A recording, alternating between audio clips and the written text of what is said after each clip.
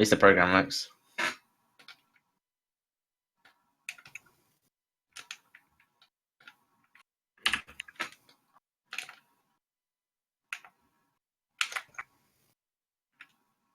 Well, okay, some joke about erectile dysfunction from Mike's computer.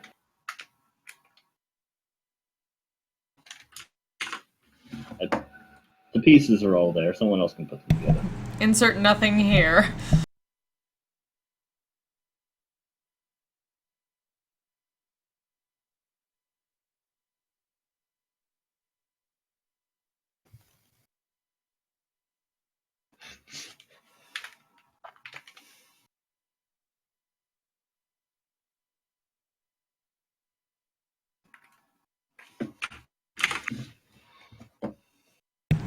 So let's burn that possessed tech priest before he kills us all, somehow. He doesn't have any arms. It's a demon. It's true. You don't need arms. Rendered him armless. It's a demonist man with no arms. Did we actually settle on the actual removal of his arms? Hodor absolutely pulled off the mech android. Yes, he did do that. I know that happened. I thought Captain said that like you're just gonna remove all like non-necessary like metal bits from him. It's not like we can't put the mech android back later if it's sorted.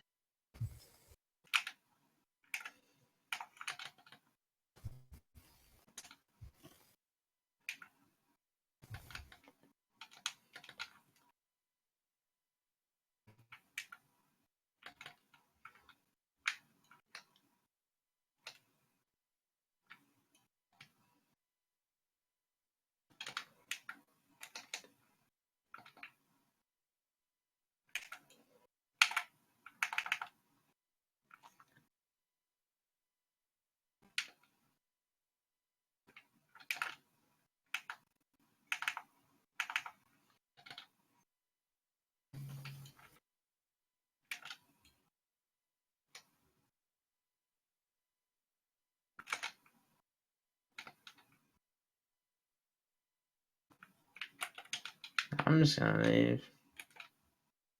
What was that? Sorry, I was throwing myself.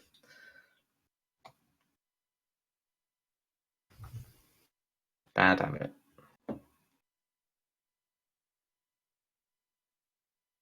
Okay, anyways, in the meantime, yes. So the tech priest has been recovered. If it's certainly reasonable for his actual arms to be removed in addition to the mech and dread, I suppose.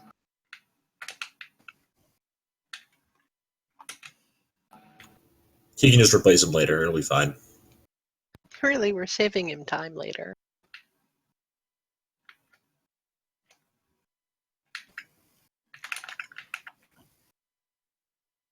I'm just curious how it got on board. That is a thing worth being curious about. Oh yeah, very, very curious. How does one go about investigating a demonic invasion?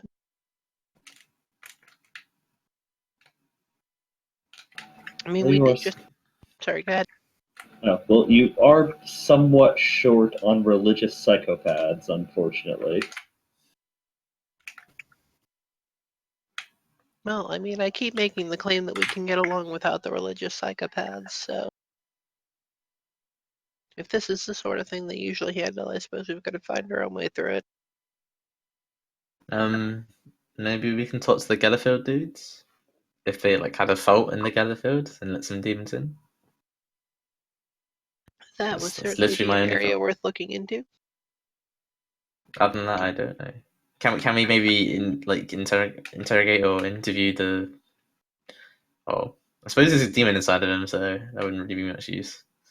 Can you interrogate a demon? Do they even talk? So, we know that some of them talk. We've talked to some of them before I shot them in the head. Yeah. Well, that's sure. Maybe just I talk thought to him. that was a Chaos Marine, not a demon. There was some. What about the demons that we fought that were like the bloodletters? Did they talk? I believe they did. Bloodletters talk in general. That they are somewhat unruly sorts. Fair enough. I mean, yes, there are talking demons. That's a thing. But it's whether or not the ones. Sorry, I'm back. Welcome back. Welcome back. I'm on computer. That Okay. happened. Yeah, it's a piece of shit. I don't know, like, what's going on. Roll20 kept crashing Chrome for some reason. Huh. Interesting. Delete your cookies. Oh, I should have done that, yeah. Oh well, whatever, I'll do that on Firefox.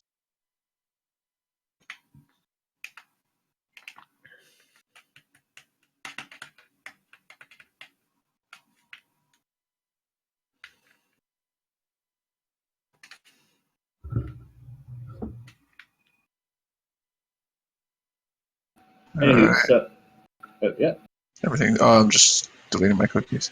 right. Okay, so yes, you now are faced with a pseudo suspect, I suppose. This Mechandrite guy? The tech priest there, yeah.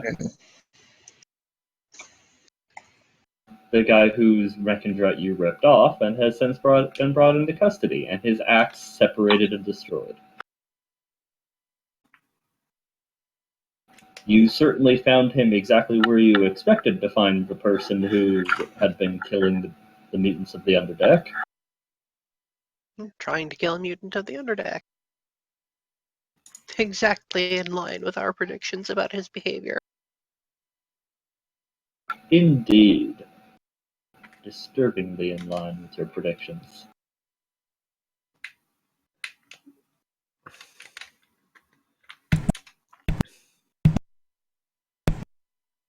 It seems a bit odd It's that all both too him, perfect.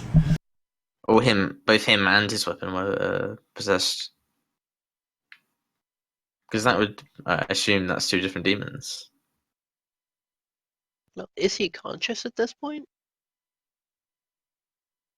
Were you in? Oh, right. I think that's where we left off. Were you guys intending to wait for him to be conscious before you moved forward with anything in particular?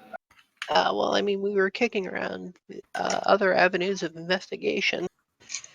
So certainly we should go and get a report on Gellerfield activity over our last warp trip. See if they can, if they have anything to know that the field's been penetrated, for example. Or if it was ever not at ideal strength while we went. Last I remember, we didn't really have a choice on whether or not to wait. As in, like, we're waiting for the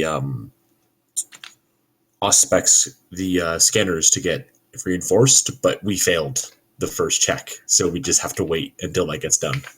Yes. Yes.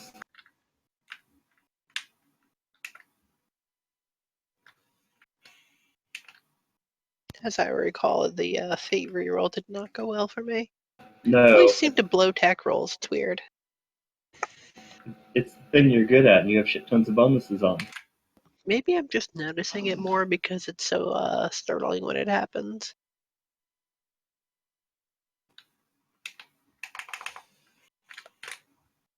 But anywho, so yes, you guys do have to wait on some things at least. You are, even best case scenario, making all of the modifications to the aspects. You still have a decent journey through the void to reach anywhere you were intending to go in the system. Damn the size of reality. So there is plenty of time, if there was anything further you intended to do, for you to do things.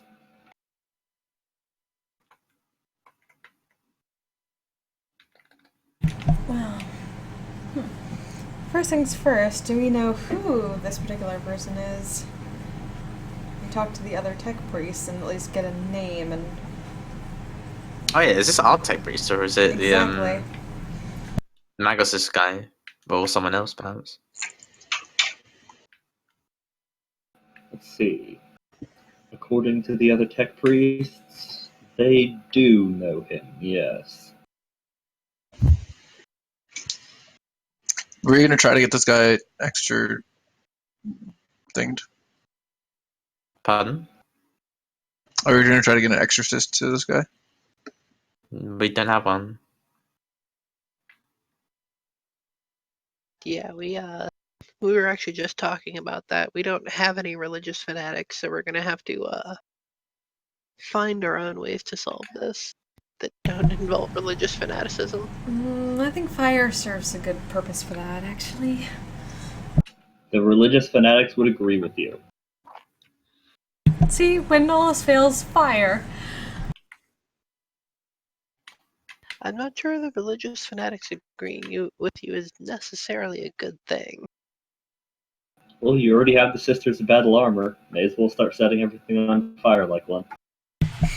Well, she was setting everything on fire before that. This campaign will have reached its apex when I give in to the madness of this universe. Like, I've had that flamethrower long before that battle armor. Doesn't your eye set people on fire too? Their souls. Yeah, I suppose it depends on your definition of set and your definition of fire. It does energy damage, and I mean, I assume they rolled on the crit table like everyone else does. I recall smoke coming out of eye sockets. Yes, I mean, there's definitely heat involved. Fire is a somewhat specific thing. Yeah, energy damage is actually used for a lot of things. Like if you cover someone in acid, it's energy damage. What? Yeah, there are actually really sweet bolt shells you can get that have acid instead. Whenever you hit someone, their AP goes down by 1, and then they like act like they're set on fire, even though they're actually covered in acid. Oh yeah, what are those? Hellfire rounds? I don't remember what they're called. I know that they were awesome, and I was thinking about getting them until I got the shuriken catapult, and then I decided. They're made for killing Tyranid. The shuriken catapult fair against Tyranid? If you're really accurate, but it's unlikely. Try to get screamer rounds, but those are like near unique, so I can't get them yet. And theoretically, you can also use other basic shuriken type weapons if there are any to be found. I recall it being disappointing against actual Tyranid. We might want to look into some of those rounds. Screamer rounds are like really rare, but they're also very good. Are they the only alternative ammo you can get for a shuriken weapon? Yep. They give you more damage and they make everything really toxic, but they also half your rate of fire, which is fine with me because I'm probably never going to hit all 10 shots anyway, so I'm probably going to get more damage having less fire rate. Yeah. Well, who knows? Maybe you can have positive dealings with Eldar someday. He already Maybe one is, day. kind of. Or Does Harley- really, really, really hostile dealings with them. One way or the other. Some maybe prefer one, some prefer the other. To be fair, he did make that Harlequin friend. I don't know if True. we're friends. Associates. Acquaintances. Your acquaintances with them, which is more than many people can say. Acquaintances is the perfect word in this situation. I don't think Eldar would ever be friends with anyone who wasn't an Eldar. Not in murder with each other. How about that? Well, I mean, I tried to get murdered.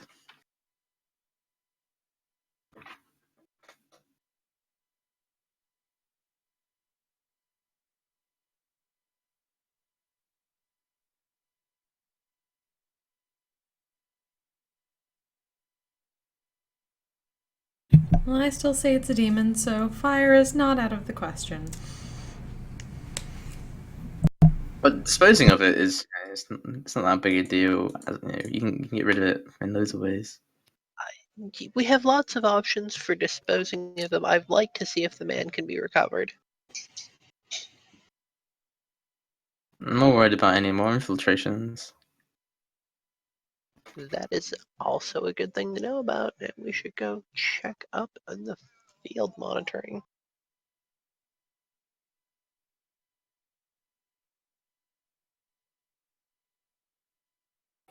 Okay, so what was it you were going to check up on? I couldn't hear that part. We were going to look into Geller field monitoring, and if the field had been low or come down at any time during our last warp jump, or if they had any way to detect things coming through it. All right, the tech priests who monitor your Geller field. What were they called? Texorcists. That's it. Really? Yes, that's what they're called. It's, got like a spooky ometer. They might. Yes. Maximum It- spoop. Not even a question. There are skulls on it. Well, yeah. I mean, it's Imperial technology. There's skulls on it. Like I said, not a question. Although it is also Mechanicus technology, so there's probably a skull and a gear on it at the same time, instead of a skull and an eagle. It's got servo skulls on it. Probably does, actually. Like expansion packs.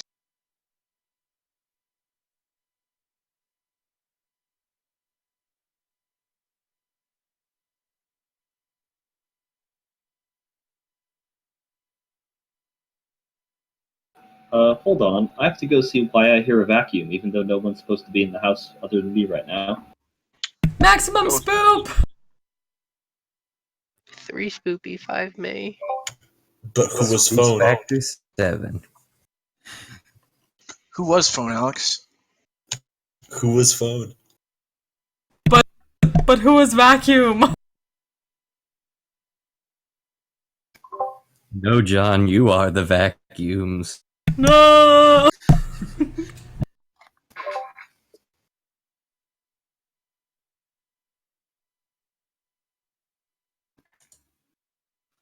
David Blaine, get out of my house!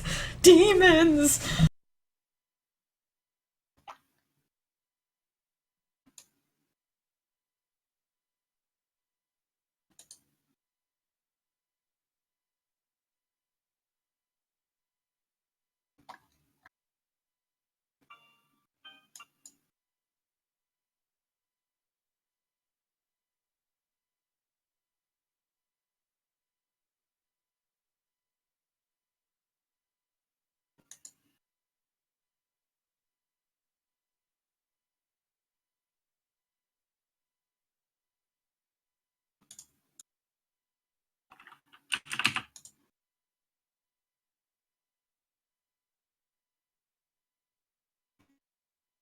Eric better not get murdered by an axe murderer who likes That's to cleaning vacuum his before house. they kill. How will we finish game? Well, a new game starts where we solve a murder mystery. Okay, I'm back.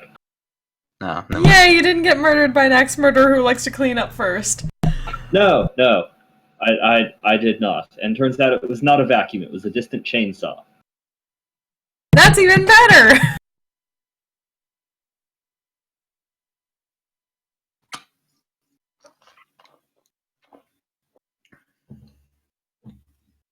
Like, that raises even more questions!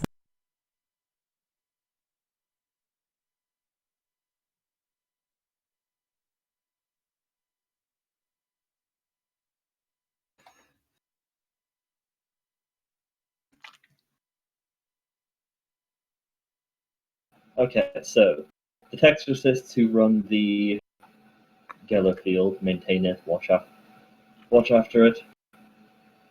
They claim that nothing to their knowledge has successfully slipped the net and made it through on board the ship. There have been no notable fluctuations in the Geller field. It has held strong in the face of the warp and everything that both Romeo and Denev have been forced to fly it through.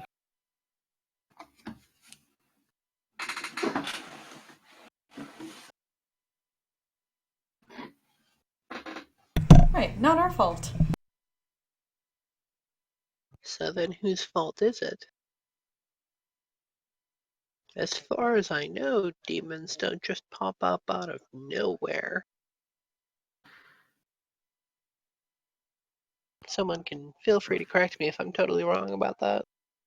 They don't pop out of nowhere. Well, I assume they don't.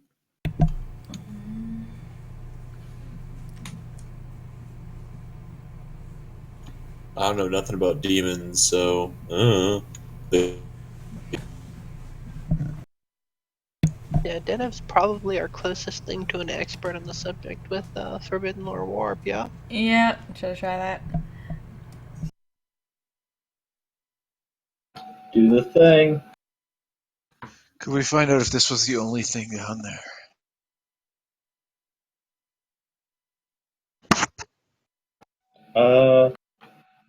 You already had sent feelers out, which is what resulted in you knowing this shit in the first place. Yeah, feelers out to see if this stuff has continued while we've caught this guy.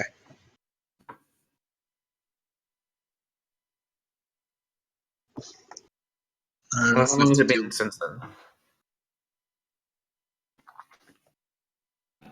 That is worth looking into, then, yes. And as far as Denev is aware, this being one of the most important parts of her duties, ensuring that horrible soul-raping monstrosities do not make it aboard the ship on a regular basis.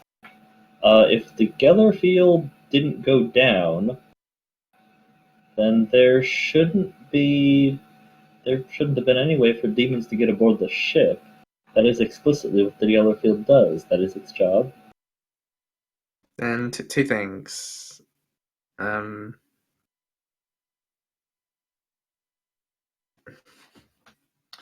Maybe our psycho friend, a new psycho friend, maybe he fucked up somehow, or maybe the Eldar are fucking with us.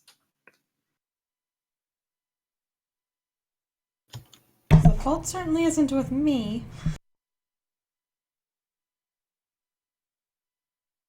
I mean, as far as I know, our psycho friend hasn't used any powers except for the one we asked him to, and that was obviously after the demon was already around.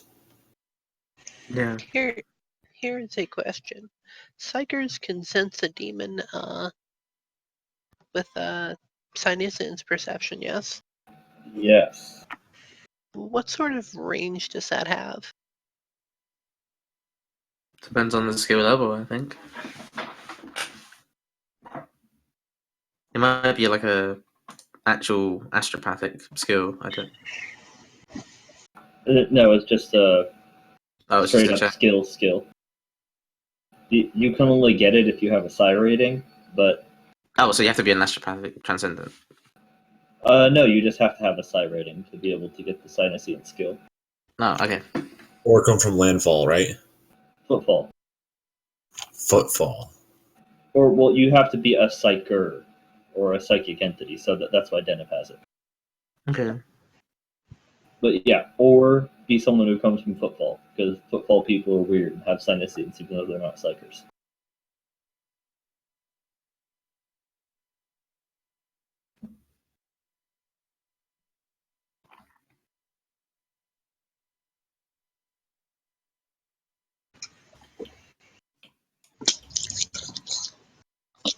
Yeah, well, why do you ask of range? I have to look up the specific ranges, but what were you? Where was your head at there? I was thinking about doing sweeps to make sure they didn't sense anything else, but I also had the thought of if the demon was specifically summoned, would its location retain any impression of that?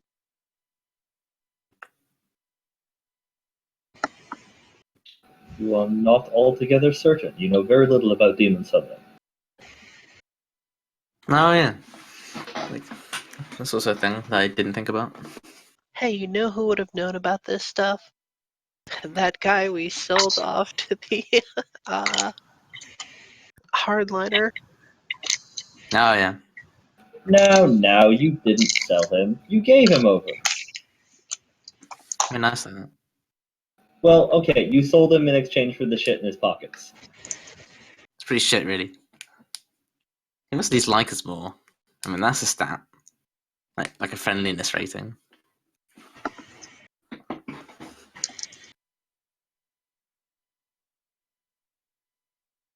In any case, As if that asshole was going to help us. Yes, I would tell our hypothetical sweepers to keep their eyes or their phasms out for any place that also had a I don't even know how to describe it. A place that was unusual or out of the ordinary, somewhere that felt like it could have been somewhere a demon was summoned. Aye, aye, aye. Captain. Shall we interrogate the possessed? Is he among the conscious again? If we wait long enough. I should probably freeze him. But he might not be able to speak then. Yeah. I'm You will not gonna get the imagine freeze. they cannot speak. If he woke up, Odor will punch again. I We mean, want to talk to him. we could determine that they can speak, but that would be a lasting rule that could come back to bite you in the ass later. Yeah, no. I'm fine with that. But at least hold and make sure he is completely restrained.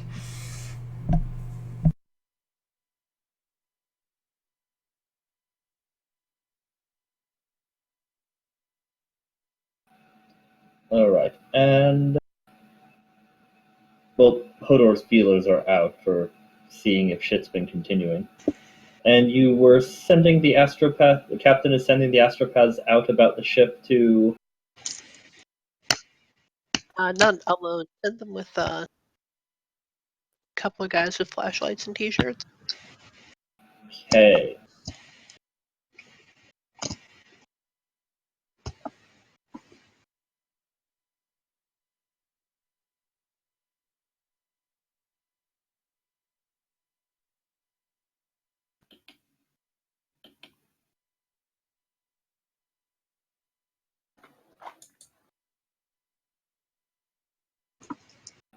Yeah, do a command test for that.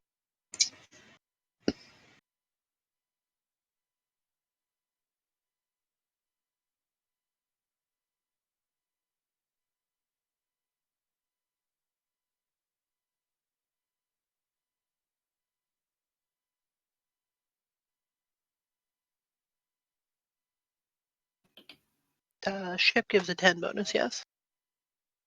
Yes. And is it possible that doing these captainly things about Ship that I am wearing my bodysuit? That is reasonable.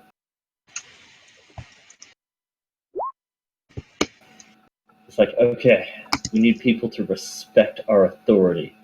Let's get into skin-tight bodysuits covered in skulls. It's a good thing, too, that I only Like a boss. succeeded by the bonus margin.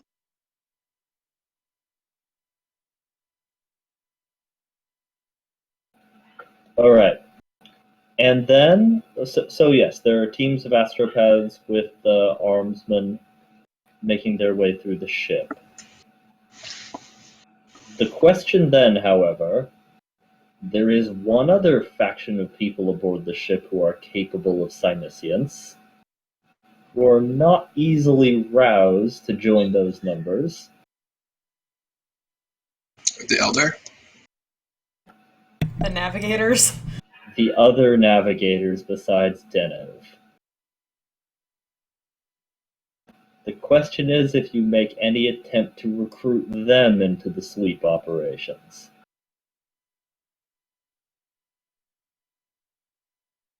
I would say You don't that want they me are- trying. You don't want me trying. I can't do it. I have shit fellowship. Yeah, well, I mean, If we have you do it, the two of you and any other navigator are going to end up standing at opposite corners of the room facing away from each other while you talk. Basically. Not very effective. No, notes on platters that servants pass. Oh god, passive aggressive post-its. Yep. They're disgusting. What do you want me to do? And if you have any penalties for dealing with nobility, they would apply. Are all navigators nobility?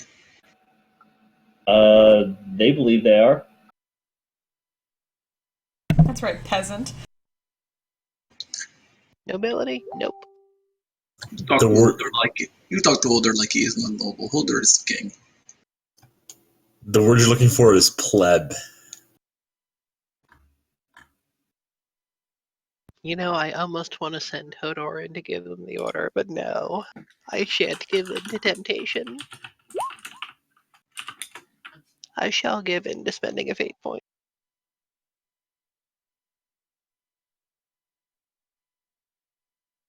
I mean, they're actually called the Navis Oh, good. Nobilites Hot or damn. nobility. Yes, Okay, Navis yeah, nobility. there were some penalties on that I had not yet told you of, but they are irrelevant because you succeeded pretty damn well on that.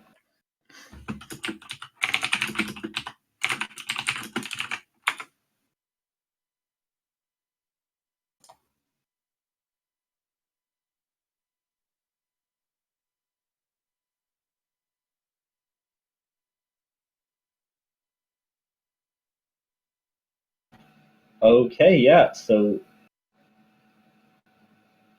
you are successfully able to, through a rousing display of command authority, bring the Navis Nobilite of the vessel in line to hunt down the demons that somehow made their way aboard.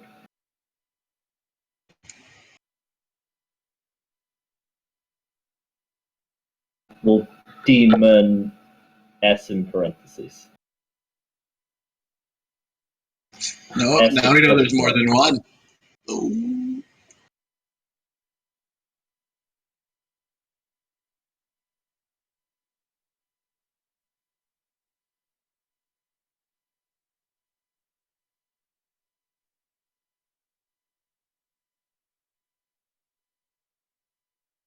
But okay, so they are off conducting their searches across the vessel.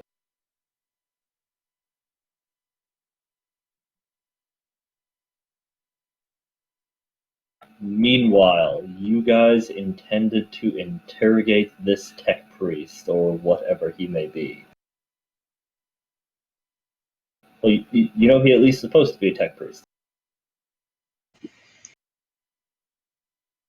Or he was. Who knows?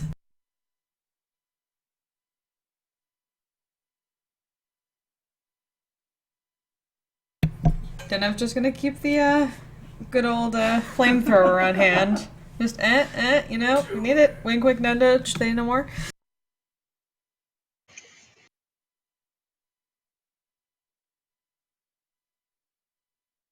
Right, so yes, he does eventually rouse back into consciousness.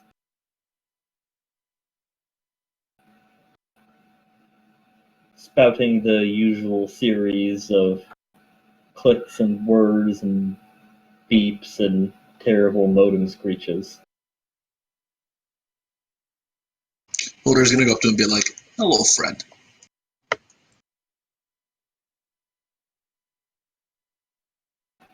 You do not speak binary, but whatever he says, it sounds disparaging. Do you want to disparage Holder? Do I need to rip out another one of your arms? He doesn't have any arms right now. He has no arms, like 0 arms. His other arms were removed at the captain's orders.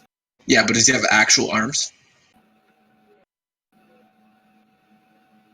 Yes, those were removed at the captain's orders.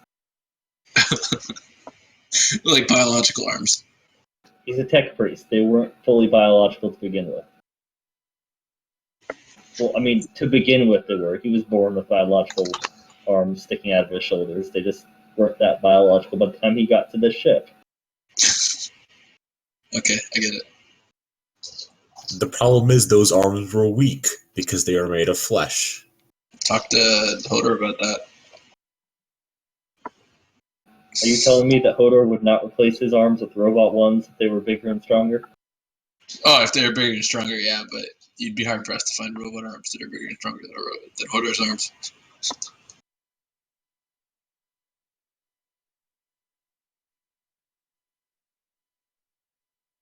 I think the stats for bionic arms are much weaker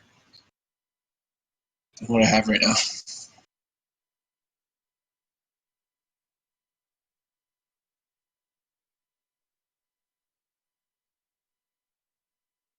But alright, so you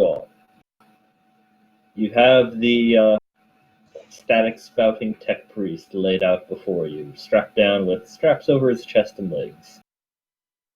There is a decent chance he is not a physical threat by tech priest reasons. You have no idea if he is a threat from demon reasons. You are lacking in demon specialists.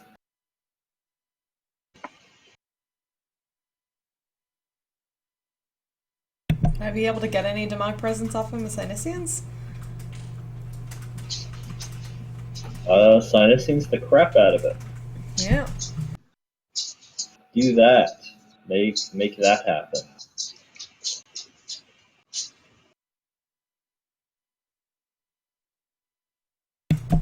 Yeah, I'll fake that. Who knows?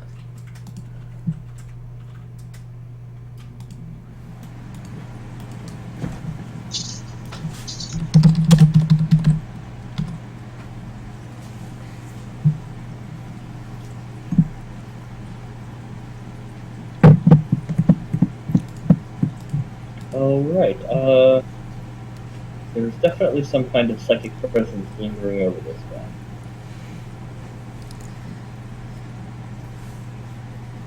I'm still up for burning.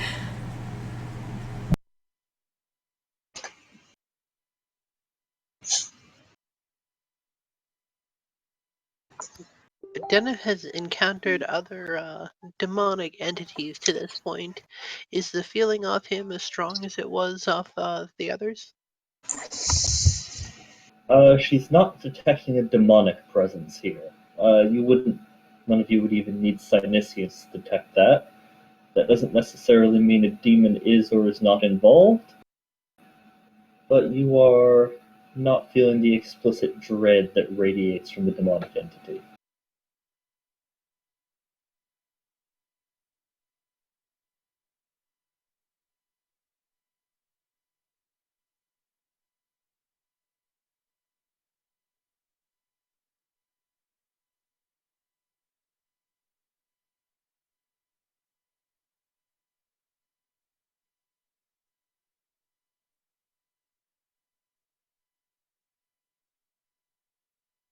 Alright, I gotta take my dog out real quick.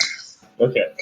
Keep going. I'm sure like these tests have nothing really to do with my stats. Okay. So not especially demon, but still like chaos tainted, basically. That sort of thing. Well, there is definitely something of the warp here.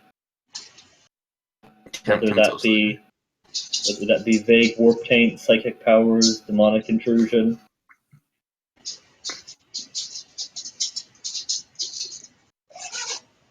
Let's talk to him then.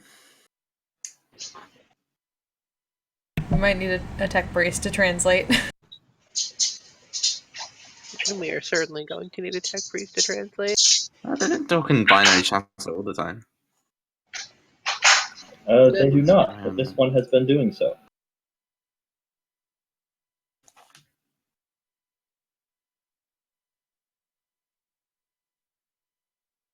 So yeah, we should probably bring in a tech priest if we didn't have one in here to start with. There are already several in the area monitoring the man. So Well, yes, you do have some tech priest translators on site. Back or whatever you require. As they've been listening to him throughout, well, the entirety he's been awake for, or before that, has there by any chance been anything intelligible? Since he's woken up, Yeah, but whenever he's been speaking with them present. he's only recently awoken. For the most part, the only speech has been that which you guys have been witness to as well.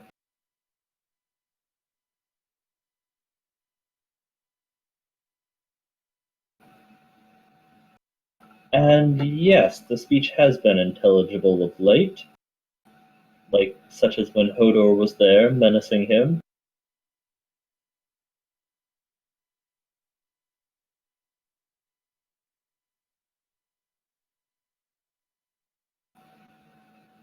My lords, it appears that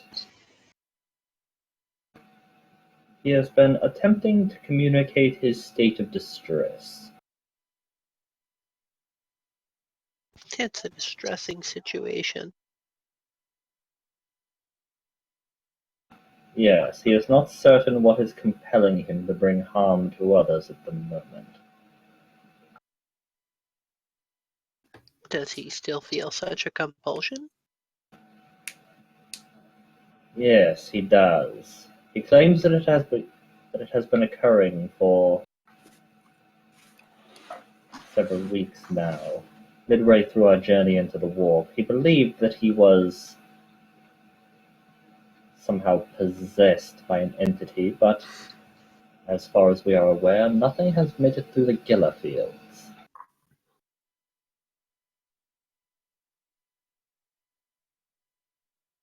You just gone insane? That wouldn't explain the axe. Or the flaming eyeballs. Yes, or those. Ask him what he knows about the axe.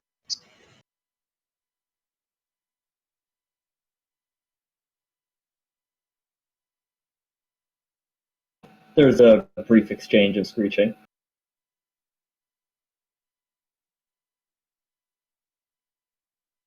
He only knows that the changes to his weapon occurred over the course of the past several days. Subtle at first, it appears, but they reached their apex before you found him. He felt the compulsion to travel to the underdecks. Whereupon he was spurred into the assault of the mutant.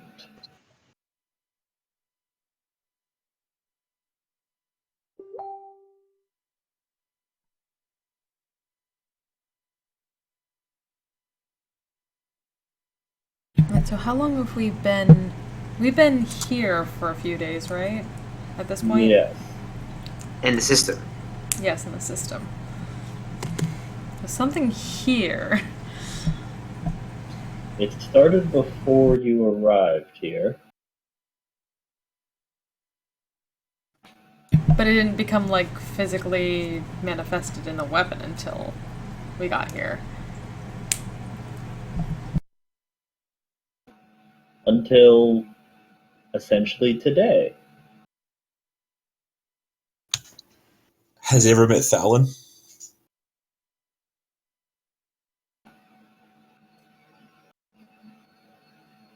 The tech priest, gathers back and forth. Thowlin, you speak of the creature that you brought aboard. Yep. Yes, we have all glimpsed the creature.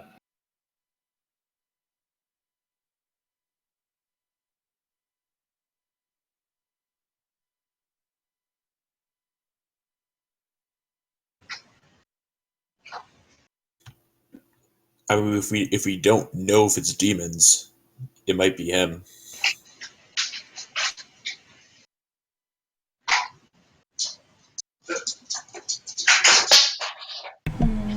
I can see about holding him and seeing if anything changes with the tech priest.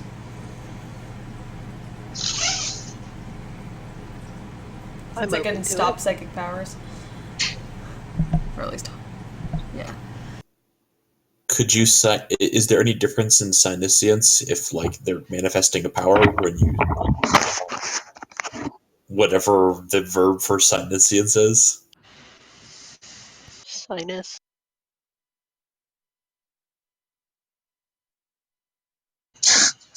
Sinusing. Tom, sinusing all over the place. Sinusing. Doing Probably. synescience to it. Like doing science to it. Stand back. I'm going to do sinuscience to it. Yes.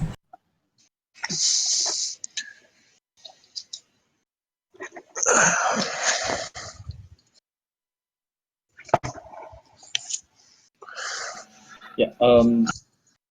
For the most part, Psyniscience just detects like the strength of the warpness. And Thowlin has it shining off of him like a beacon. Oh, some of the demons came with Thalen. Well, also the degrees of success show like the exact position of creatures and psychers present. Yes. The more degrees of success, the more you narrow down the point of origin for a particular disturbance. Well, if he's your pet now, Romeo, let me hold him and see what happens. All right. Were you a little I'm disappointed? sure he'd be willing if he's on our side, right? Simply No, I says he say doesn't we. like Charm, does it? I'd say we actually just surprise him with it. It's not like he's going to blow up if it works. Well, do we go to him or do we bring him to us? Or do we send him to some third destination and then ambush him halfway?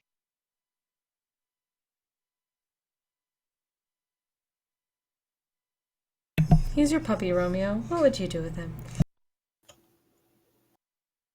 I mean, I say we just call him up.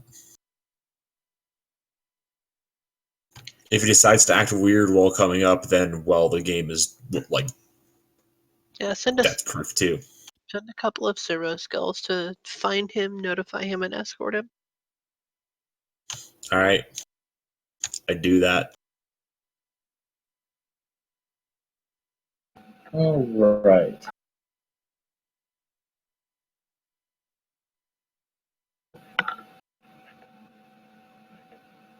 How many servo skulls are you sending out? Does it matter? I mean, apparently it does. 6. All right. And none of the servo skulls seem to be able to locate Thowlin, at least not in any kind of timely manner.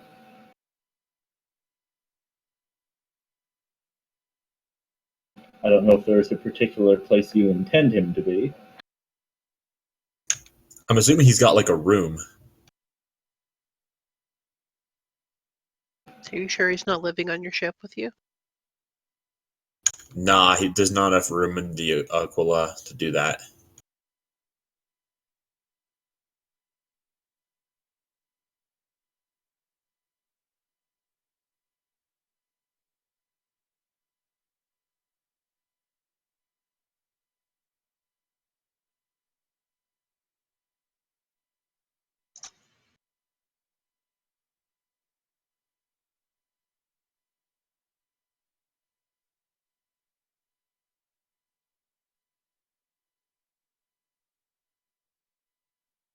Yes, so the servo skulls are unable to track him down.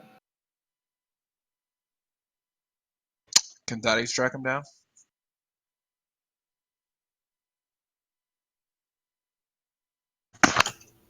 Denov would be better.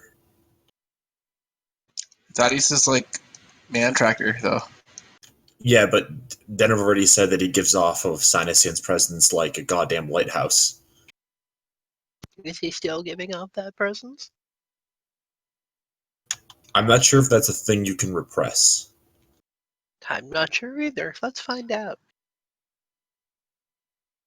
Let's find out. Guess it would depend on the distance. Oh, you're making me go around and look myself. Well, you already have teams of people Cyniciansing all over the ship. That's true. Yeah, They true should enough. spot them. They should spot them Those just as pretty easily li- as I. Those pretty little navigator finally have to get their feet wet. Such shame. Oh, I never Also, get my if feet he- wet. I have other people carry me. Also, if Thalon is mind controlling this dude or possessing him somehow, like he would have to give off a Cynician signal because he's currently using a power, right? Unless there's a feat that lets you mask it. Stealth, psychic, stealth shit. Also assuming that he hasn't somehow made a permanent change in the man.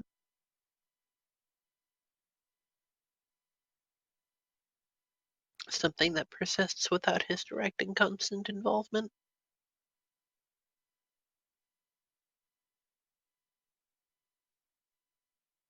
So, Romeo, why does your pet have full reign of the ship? Sorry, I missed what you just said. She was asking why his pet has full reign of the ship, apparently. He doesn't. Well, then you'd best roll up your newspaper. I suspect you're going to need it. Yep. Were there any particular restrictions that Romeo had enforced upon him? I mean, he doesn't really have a job. He is at best maybe a substitute astropath for the Aquila, but that doesn't necessarily give him free reign of everything on the ship.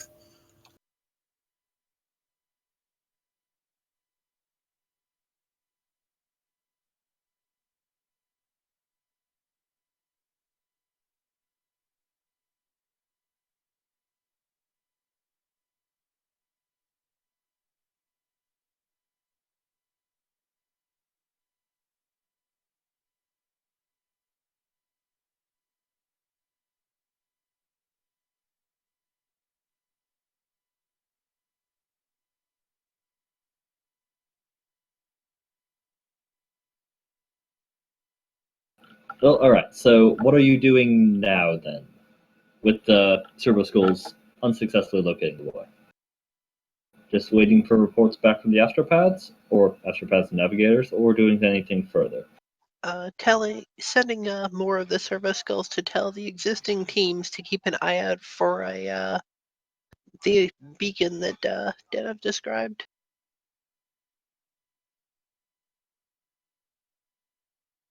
Is there a particular reason you're not using simple vox chatter for it?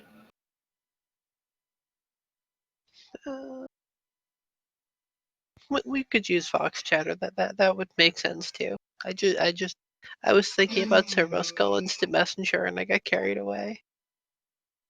Don't be wrong, it's fine. You're a rogue trader. You have, what was it, 1,000 servo skulls? Yep. I think so. So Quite a many bit. goddamn service calls. Yeah, well, you remember Romeo coming back to the ship with them flying like Megamind?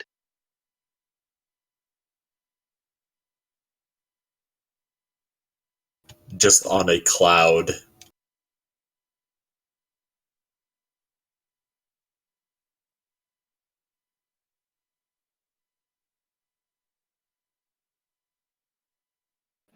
But alright, so eventually you do get reports back that the astropaths have been completely unsuccessful in locating anything of note. But the navigators, eventually, through many official channels and rungs of bureaucracy through the family, eventually do get word back up to Denev that they believe they have located the Psycho Boy. And where would that be?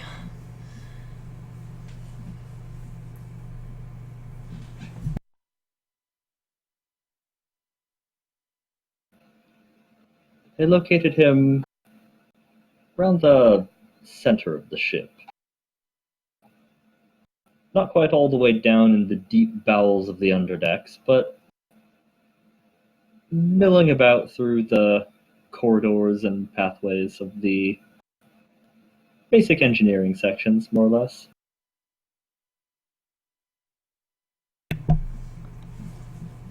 Well, don't let the captain know that. And giving Is there Romeo look like a really bad dog owner. Is there- I'm gonna get him. I'm gonna call him up, basically, or rather, like call him to the brig where we are right now.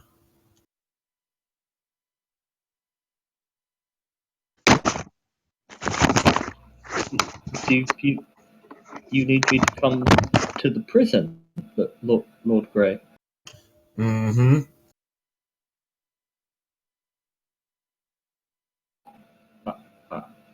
I understand. All right.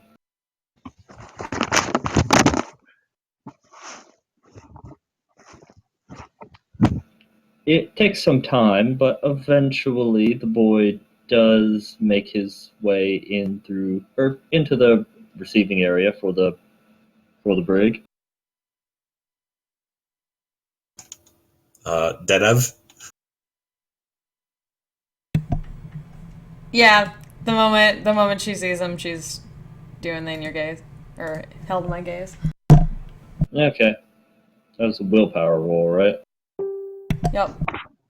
Okay. For most people, not relevant, but, psychers do have good willpower because they're psychers.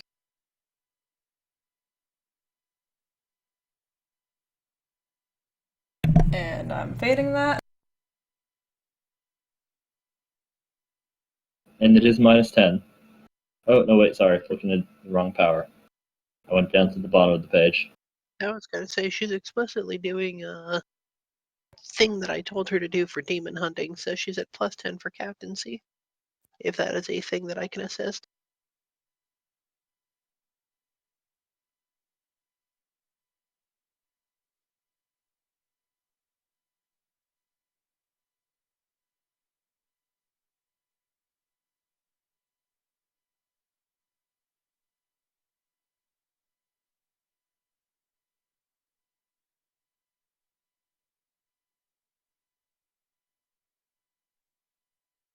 Oh, right. So, midway coming through the door, Thowlin freezes.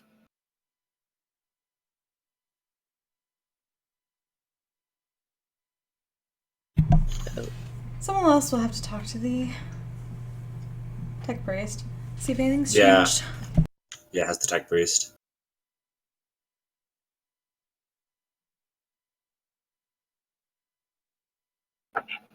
Alright, the tech priest has apparently just continued to scream and prattle this entire time. Does not seem to have gotten any better now that, or better or worse for that matter, with Thowlin held.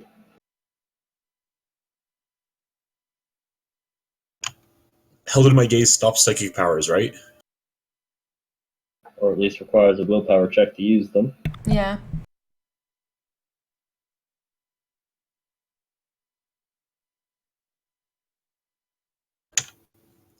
The willpower check to use them is the sticking point here, I guess.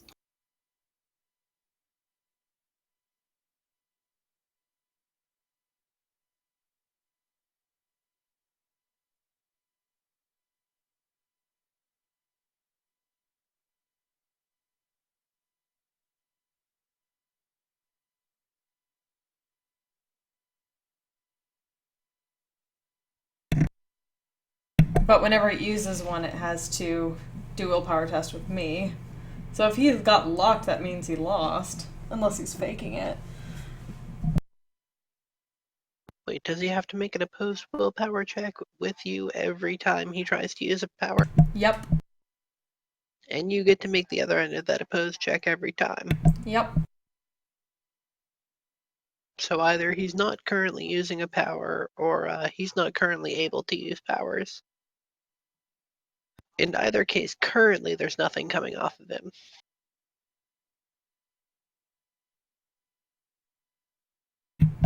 Well, he'd probably still have the aura, but he wouldn't be able to use the power.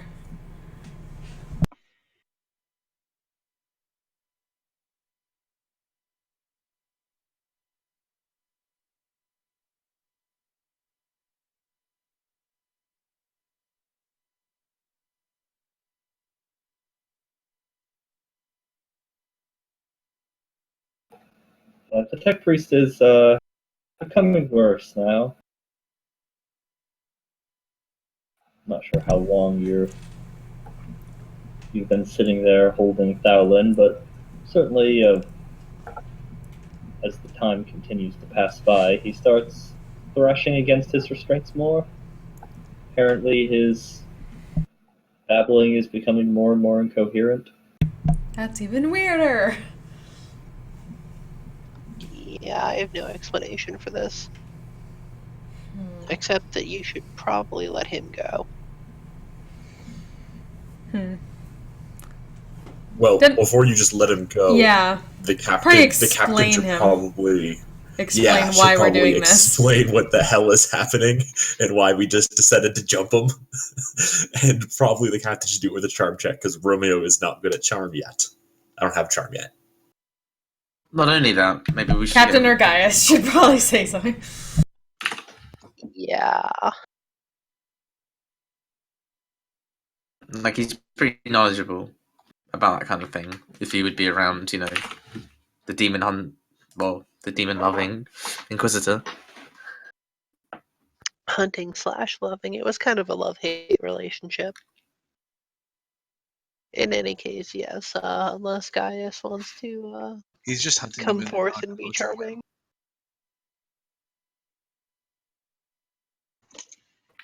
I don't know. Even I have my limits.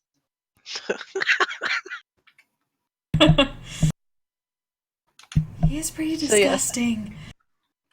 I will apologize for the necessity of having to stun him, but we have a chaos-related problem on the ship, and we needed to make sure that he wasn't involved in it, and so we did so in the gentlest manner possible. He sort of cowers back a little against the wall, not like in a big grand gesture, but gradually, step by step, moment by moment. He's just pressing more against it, favoring towards a corner. I understand.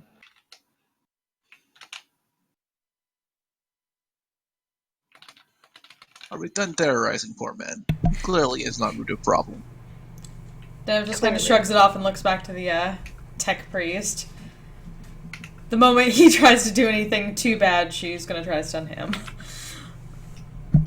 You say clearly now, but he was a legitimate suspect, which is why we had to do this. Mm-hmm. So, find me someone else to legitimately terrorize.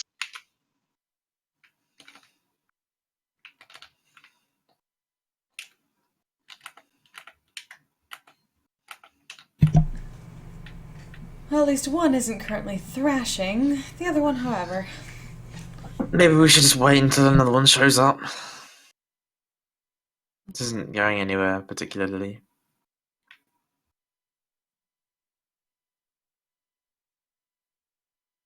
Maybe we should remove a couple legs on the tech priest just in case. I mean, if seems pretty useless to us at this point. Might as well Well, just I get rid mean- of him completely. Well, can anybody speak fucking... We have a Bippity tech bop. priest. Yeah, all the we're other getting tech priests- translations. Okay, so It's what's just it not saying? terribly helpful. Let's see. He has acquired from somewhere an urge to do violence unto us. He doesn't know where it came from. It started while we were in the void. His weapon has been transforming for the last couple of days and became fully a horror of nightmares today.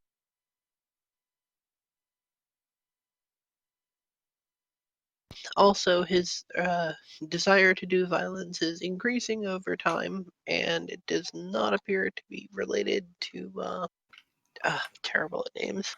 Alan. Thowlin. She seems quite distressed about it. Yes, in fact, the horrible screeching that was heard when he was charging down Hodor was actually his attempt to warn Hodor to run. Well, there you have it then. Yeah. Why did I run from puny men such as this? I'm going to ask him if he's willing to give his life to oppose whatever force is doing this to him. He has not been capable of actual speech for some minutes now. Just noises.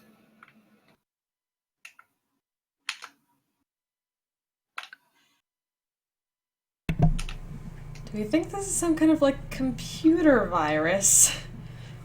Some demon computer virus? Yeah. Like he's a puppet now? I am not sure that I have heard of such things in universe, but it is entirely possible. Yeah, Eric's done stuff like this before. Which Well, is why I was going to give him to the tech priests to basically take apart and figure out what the hell is going on. Find me answers, find me weapons against this. well, they move in towards him, although as they do, a few more questions of what the hell's going on are raised. As his constant struggling begins to get more and more violent, and you see what bits of blood begin to seep out of him as his flesh splits and ripples. Yeah, I'm gonna hold that.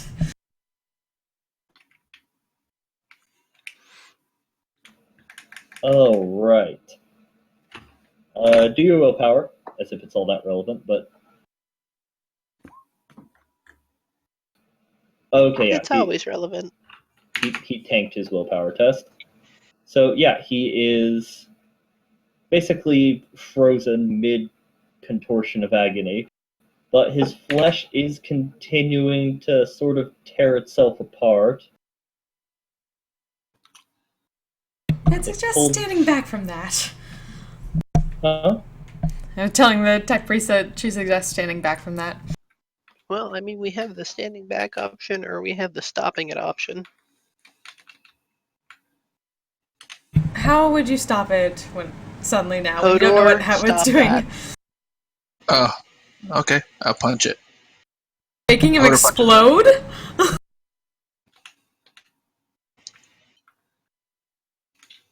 Explode over everyone that might be a virus of some sort? Punching it doesn't do anything good, and also if his flesh in the same way that the last dude does, that's a clue. Wait, we had someone else's flesh explode? The dude we found, his flesh was all flayed and whatnot. Virus! Virus! We assume that he might have been cut up, but maybe he was just the last possessed. This is true. This is true. As the moments are going by, you're seeing part of the cause of the tech priest's apparent distress. You see that, like, where his arms have been removed, some of the flesh is beginning to grow back. Not in very uniform ways, mostly in bulbous, tumorous masses and half-formed shreds of flesh, but there are things building off of where his shoulder stubs and sockets were. Implants are beginning to loosen themselves, and interior implants are starting to press up through the abdomen and the skull.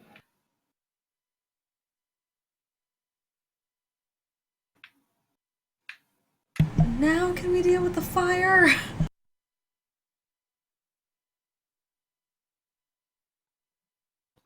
Yeah, I suggest you cover that shit. In flames. Sorry, I thought you were all for gathering data. Well, Hodor's there's punch comes plenty with enough. fire. There's only so much Make we sure can he's get. behind. Make sure he's behind glass or something. Zennith is at least staying as far away as she can while still keeping this Yeah, line of sight. I'm gonna punch it. You're gonna get that Okay. all over you, really? It'll probably incinerate before it explodes on me, to be honest. Hodor have ox-like constitution. It's true.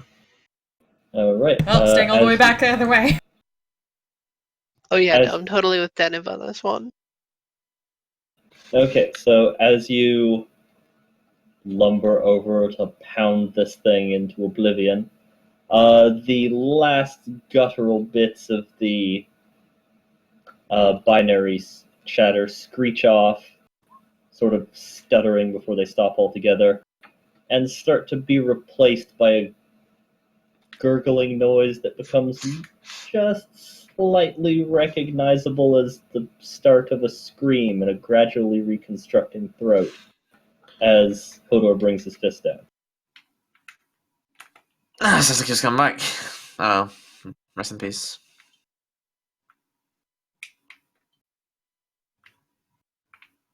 He's a tech priest. He wouldn't want that anyway.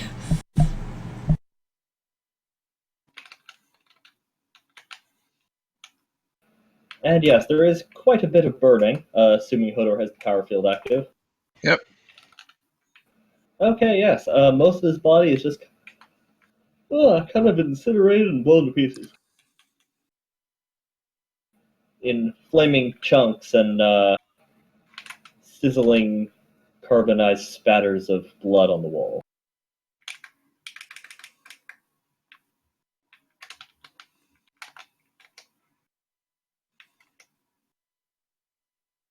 Where was he punched specifically? He was stuck to it. Probably his head. His head? Okay. What remains of the rest of him, then? The tech priests are able to determine that it looks like his meat flesh was beginning to somehow reconstitute itself and force his true flesh out of his body. So I assume that the tech priests here are going to be freaking the hell out over that. Well, they certainly find it offensive and disgusting. See, fire was for the best.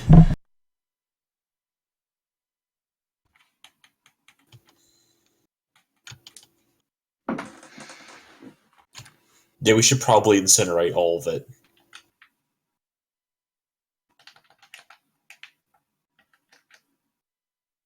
So that guy who was apparently flensed, were there a bunch of implants in that room? There were not.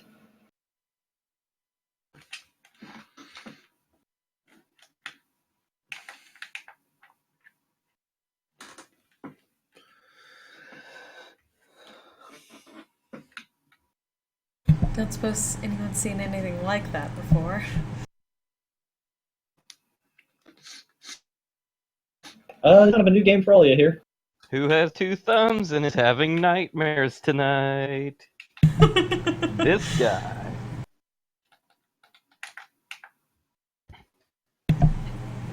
Oh man. Speaking as someone who can know things, I don't have any idea about that.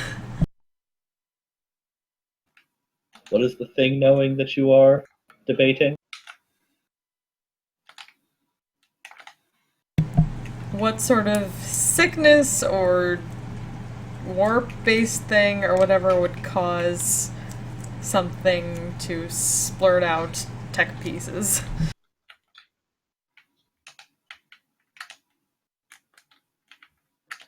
By suddenly regenerating.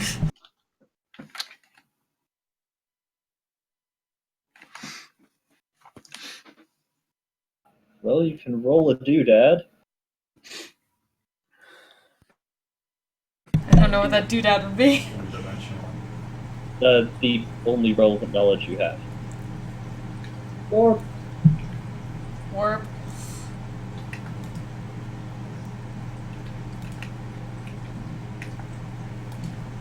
okay, you have not heard of this specifically, but you are somewhat versed on the kinds of shit that can escape onto a ship. Notably, you have seen many a warp plague sweep through a ship in your time. Oh yeah. Oh yeah. And while you are not sure on the specifics of this plague exactly, you have seen others that interact between a body and flesh before, such as the Obliterator virus. You're aware of the Obliterator yeah. virus, which essentially causes one to slowly absorb weaponry into their body, but this seems to be happening in reverse. That's gross. No wonder I forgot that until now.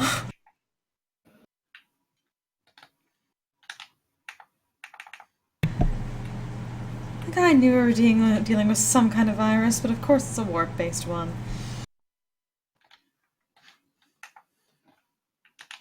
But how it got on the ship is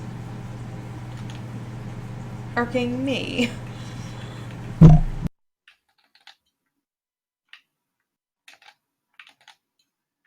I didn't stay up long nights for that to happen.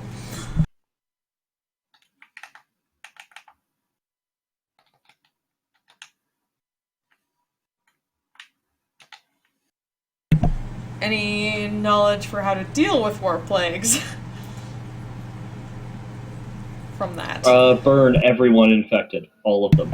I knew it! I knew it already! I think that's actually in the rules for dealing with warp plague. I am good.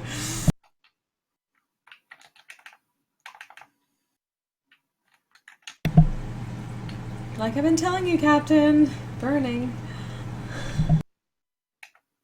Okay then, let's start cleansing with fire. About time.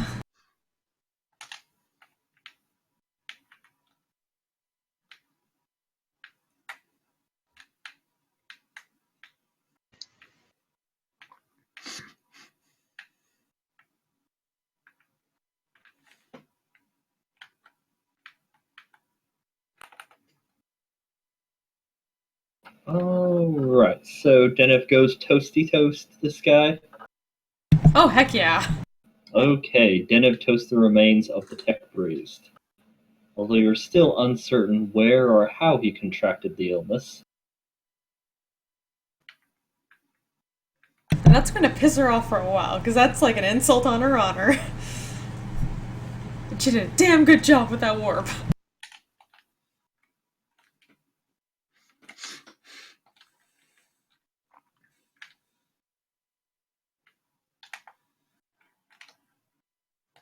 Oh man, seriously, it's like not the one time things caught on fire. Fuck. Yeah, now I'm just picturing Zennith like walking through the corridors for 8 hours a day, just flamethrower constantly on, laughing maniacally behind it. Welcome to 90% of all missionary characters in Rogue Trader. I'm off my She's just really inspired by the armor. Even though she totally had it repainted.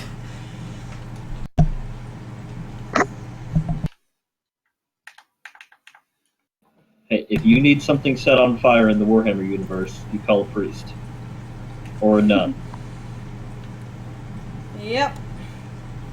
It's like roleplay. Zennith is having her own D&D game in her own mind as she goes through and pretends to pretend to be a sister of Sororitas.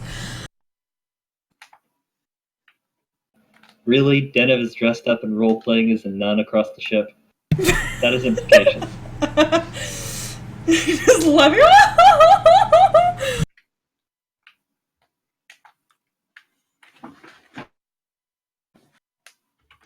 She is basically she is still working on like minimal sleep, so yeah, she is kind of loopy and all for doing weird shit. Especially since she's pissed off at Actually, demons. Oh, ho, ho, laugh. Exactly. I could do the I guess sadist laugh, but it might be a little bit loud.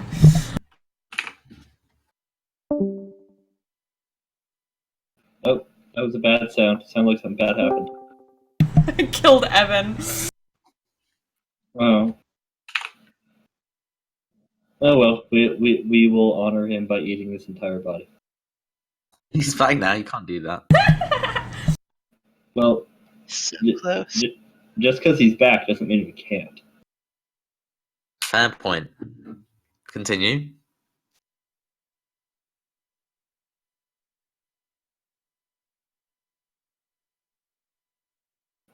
Yeah. All right. So in the meantime, other findings on the part of the Simicient sweep teams.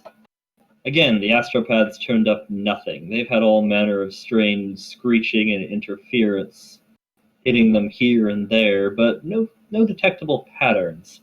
It's hard to tell exactly where it's coming from. Some of it is apparently the orcs attempting to send their equivalent of astropathic transmissions completely unencrypted. It's rather disconcerting.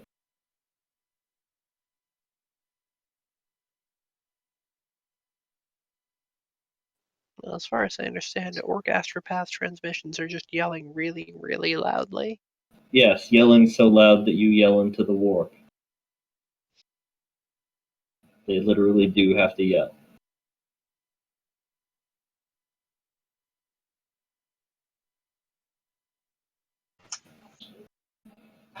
Yeah, so they determined that there has been there's a residue of psychic events, powers, something lingering through some of the corridors of the ship. They've definitely detected it on the passages leading towards the various gum-covered entrances to the underdeck. But they are not going that far down into the ship. They refuse to go there. They are navigators. They have deigned to leave their tower. They will not sully themselves plunging into the filth and the degenerate mutants of the underdeck. Exactly. They might be gross and disgusting themselves, but they have standards. We all do.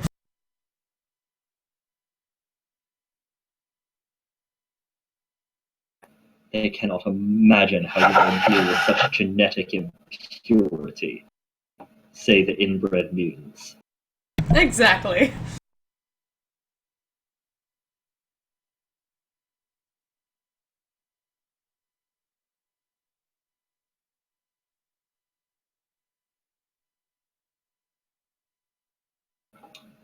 Anywho, there have been various events here and there getting closer and closer, based on how strong they are. Some of them have faded, some of them are more recent. Closer to the Geller field.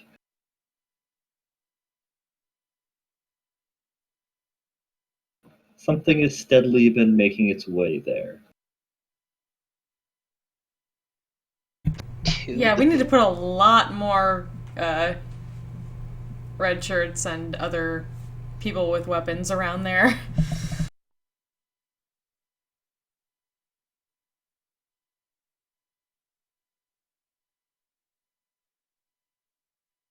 And they did roll very well. They discovered something else as well. Something has steadily been making its way towards the Geller field, but it has already visited the plasma reactor. I think that our tech priests should go give the plasma reactor a good looking over. Like now. Yes, they do so. They would not permit the navigators to draw too close to it. Well, too close to many of its inner workings. You said that you already had a sort of communal chamber set up in there. Yes. regular services to the Omnissiah held.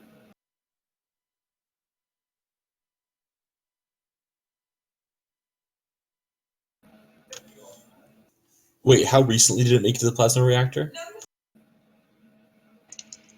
At least 2 weeks ago. You were still at warp when it happened. Okay. What does a plasma reactor do? Your engine powers everything on the ship. Oh, okay, but it just does that through plasma. Yeah, it is the beating heart of your vessel.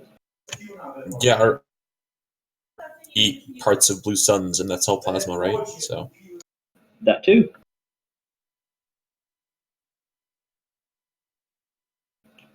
Yes, so it appears that the beating heart of your vessel has become somewhat more literal.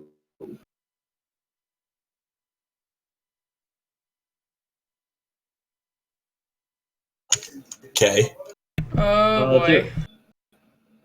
It appears someone has been inscribing a great number of blood sigils within rarely used compartments and on the backside of plates and hatches. Unhappy feeling about this. Get those off.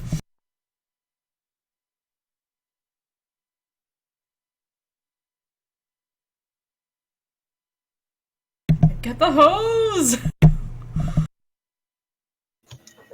And there are 3 bodies that they locate within the actual reactor itself, in the pulsating blue crystal core.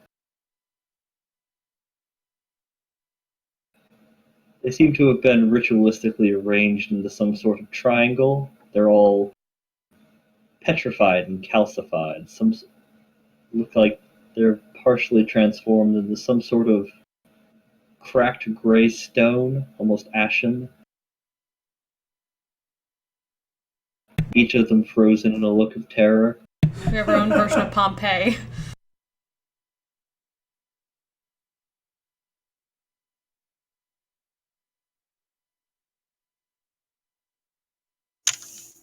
Does Stalin know about any of this crap?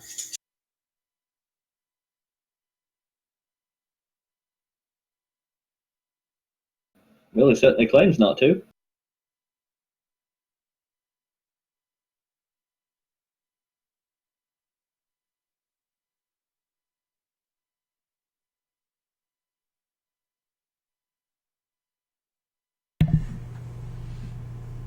I'm just gonna say it's the Chaos Lady, because I've been wrong the last 2 times. Maybe a third time's the charm. I'm sure if you just keep blaming her for everything, sooner or later you'll be right. I've been 2 for 2 on this whole thing so far with the using fire and virus. Speaking of, Yeah, they should probably use fire. probably. But probably not exactly on the heart of the ship. No, not directly, but we do have some dead people that probably need burning. You're a little Void confused how suits. anybody. You're a little confused how anyone got in there in the first place. They would have had to use quite a bit of personal environment sealing, radiation shielding to not be incinerated. Or they've become something that simply does not give a fuck about such things. Possibly. Could have become horribly mutated, or at least partially mutated.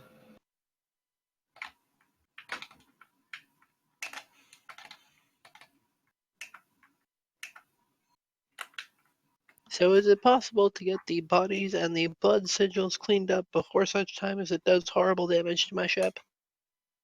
You used to find out some sort of information about times and stuff. Times and stuff? Times and stuff, yeah. Define what you mean by that vague assembly of words. I'm just going off what tracking says. The explorer can use the skill and exploration rules to determine information about the quarry, including time since they passed, numbers and their race, and stuff like that. Oh, okay. I So yeah, bet it's all on ritualistic, 236. 263 even. ritualistic murders could definitely give a bonus on the check. Well, you're also trying to. A lot of that sounds like it's more for tracking people's footprints in the dirt, if not exclusively. But given that it's been weeks, I mean, you can definitely make the check and learn some things. Just debatable what you will learn. Yeah, it's supposed to do with the movements. However, holy motherfucking shit, the tech priest got a 1 to analyze what the hell this stuff was doing. Holy crap. Woo!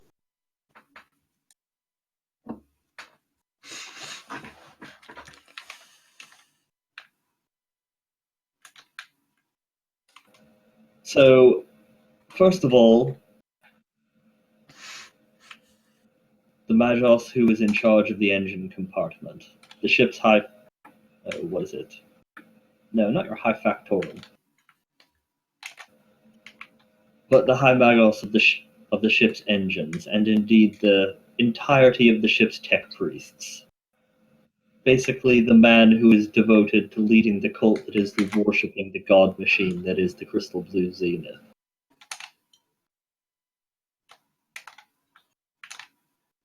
He would first like to make abundantly clear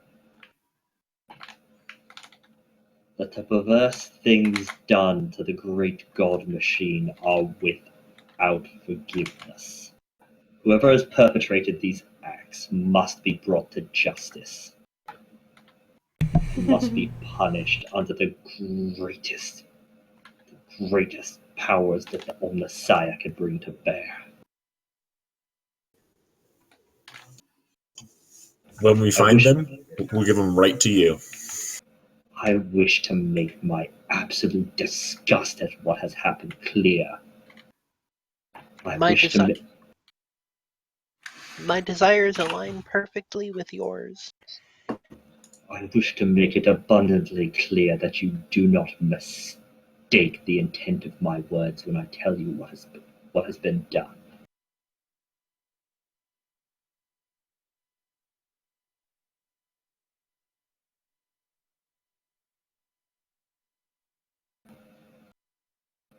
The machine spirits, though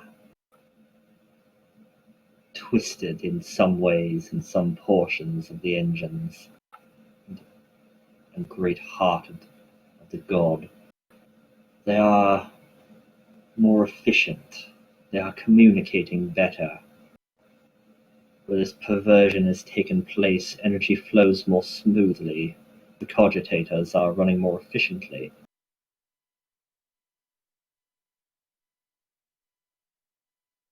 Though it is heresy of the highest order, it appears to be heresy done in service of increasing the power of the Zennith.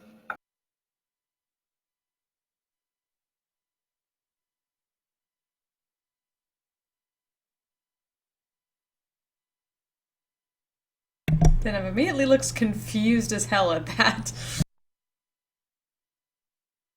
So I'm not alone in that feeling. You're saying they're sabotaging us by making this ship run better somehow. I see no signs of sabotage, my Lady Zennith.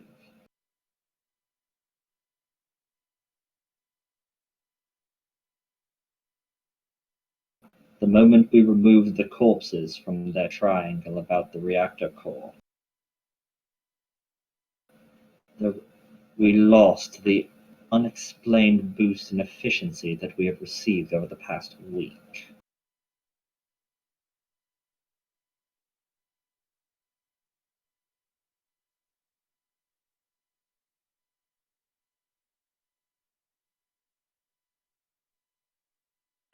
I cannot speak to the deaths aboard this vessel, but I have seen no evidence amongst the great god machine, nor of its many spirits and sprites that would suggest any hostile intent of the albeit heretical and perverse creature perpetrating these acts.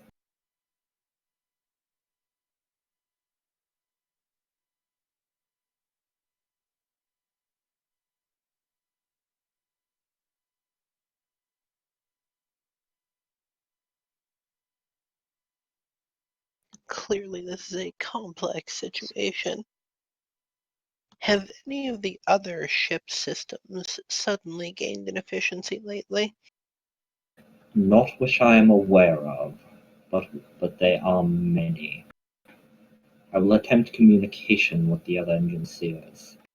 See what can be gleaned. But it may take months or even years for many details of this vessel to filter back up to me.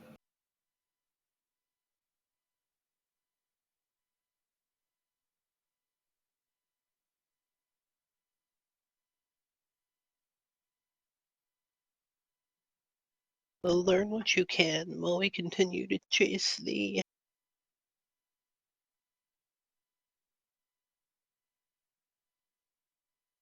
individual responsible for this. Understood, Lord Captain.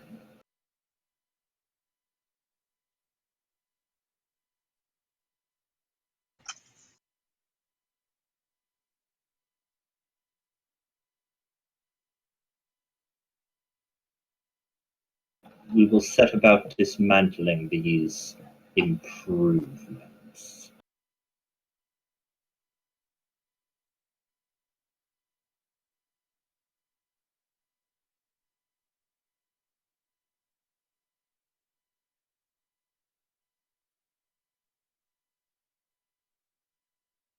Oh, I'm going to be off mic for a minute. Right.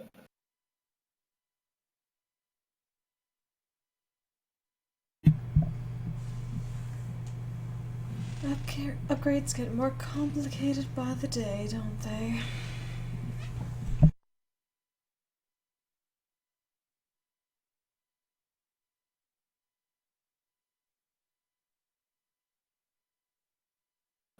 But yeah, so the lead tech priest goes off about trying to figure out what the fuck's going on and get as much stuff removed as possible.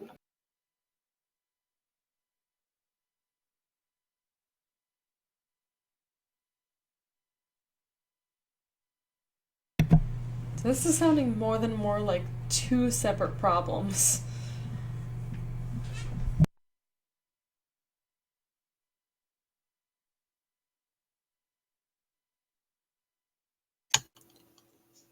I mean, the biggest problem is what's the end game? Exactly. Someone wants the ship to do better. Does that mean to get us somewhere in particular? Oh yeah, we send like 500 servo skulls to just continually monitoring the Geller fields. Oh, right. And any other plans in store? Set another couple hundred of those servo skulls to looking for runes in the sort of places that are randomly traveled, like the ones that we found already. Burn anyone that seems plagued along the way. What is your definition of seems plagued? Waiting for people with glowing eyes, jabbering and trying to murder you, or are you just napalming anyone who sneezes? Denev's threshold is probably much lower than that of the captain's. I'm now picturing Denev as some kind of like insane germaphobe neat freak who stalks about the ship with a surgical mask over her mouth, and the second someone talks, just shouts, "Disease!" and incinerates them. I was Disgusting. just picturing. Yeah, I was picturing something similar where she's walking around and she hears someone sneeze and she spins around and there's a blast of fire and then she says, "Bless you." Like Emperor in the nun outfit. Oh god, no. But I mean, now that she's kind of gotten a Cynician's picture of somebody who's been plagued, is it a little bit easier to kind of see where it might be going? It didn't have any particular flavor to it.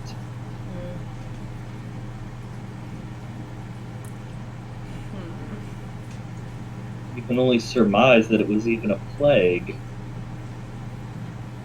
Maybe since the tech priest kind of understood what he was doing and was like pleased about it, maybe put out the word if anyone is feeling any strange urges to basically go to either the med bay or a certain Do area. you know someone with free-floating rage disorder?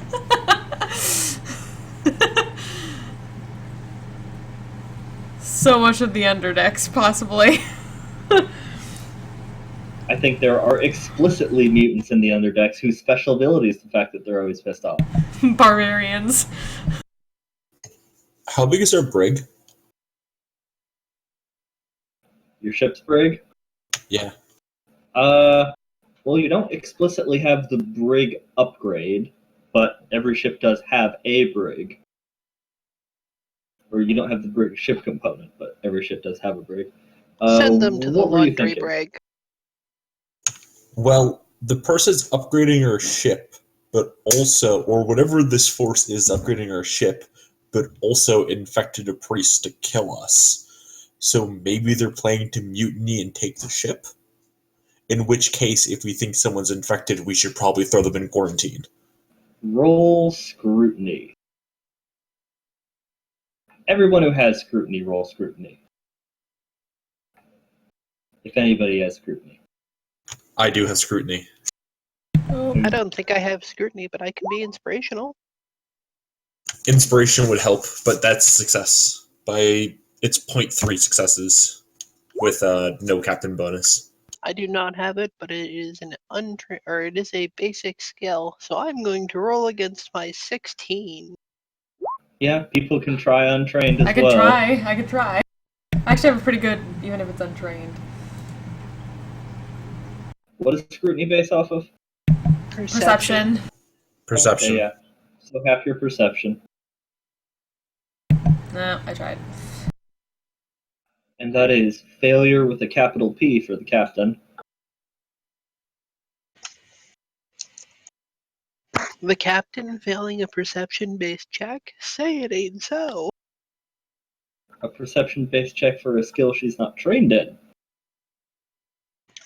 Oh, you can roll if we're not trained in it. It's a basic yeah. skill. Half your perception. Just like you've been doing with half fellowship for things like command.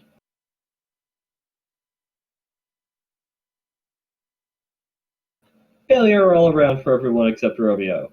Yep. Oh, okay. Yep, I forgot. Hadn't had one from Thaddeus, but yes, I'm assuming. Yeah, that's definitely failure there too. Yes, nothing that he rolled has led you to change what you said. But does Gaius have scrutiny? I can't recall if he has that naturally.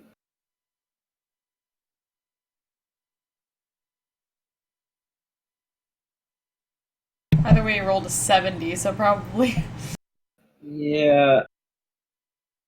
Anyway, yeah, so on Romeo's part,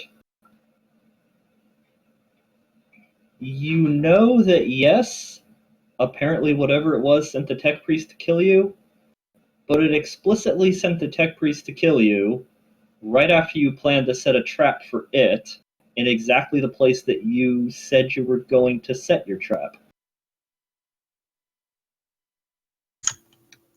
Got it. It seems far more like you were fed exactly what you wanted to find. Well, didn't we set a trap because something was killing mutants in the first place? Yes, you did. And then you were given a killer. Who had been groomed for this weeks in advance?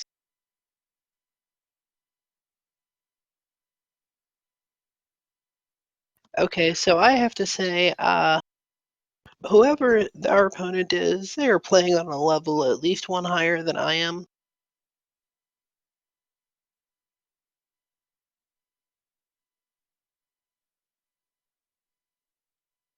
And that's a hard thing for a rogue trader to say.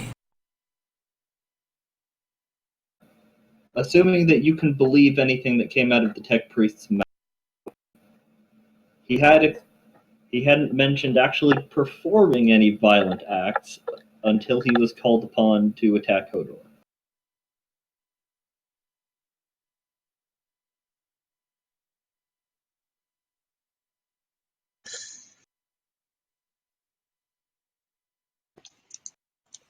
So obviously the thing can hear us, because we knew we were gonna set a trap for him there.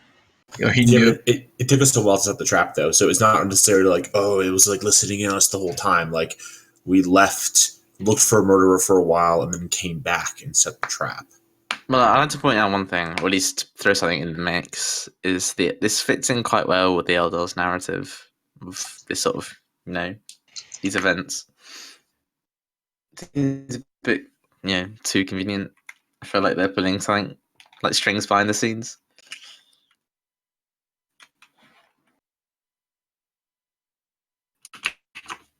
I mean, we know they're listening in all the time. Oh yeah, they're around all the time. Yeah, no, but so that's already someone to suspect. I don't like.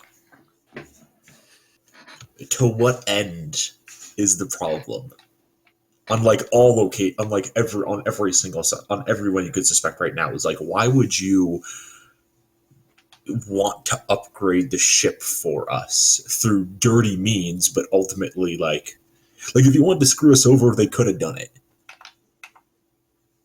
Like Because they want something interesting. They don't want something. They don't want to just take over. They want this interesting story, don't they? Or to be fair, if they're on our ship and they screw us over, they are also screwed over, because where the heck are they going? Yeah, and Into the webway. And also, we were about to go send a bunch of orcs on a merry chase through a gravity well into a semi-weird radiating sun. That's already a pretty good story. Although maybe the they're better our writing it ship is, the themselves. more likely to survive it. But like energy efficiency wouldn't make the ship run better, as far as I know. Like it wouldn't like increase its maneuverability. All right, 1 sec. I'm going to switch devices.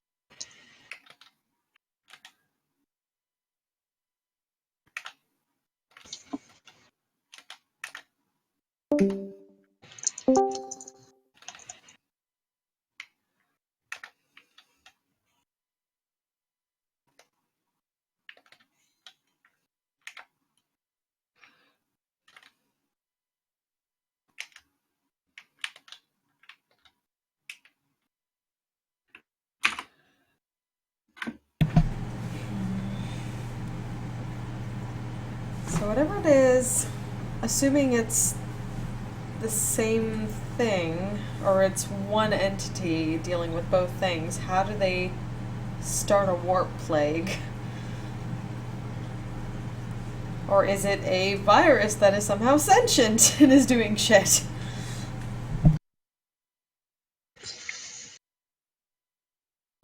Let's be clear. Pretty much all warp plagues are sentient. Then that makes more sense then.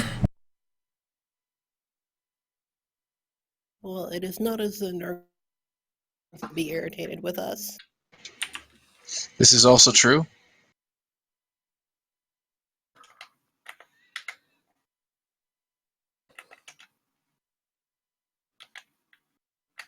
The runes in the engine area. Let's and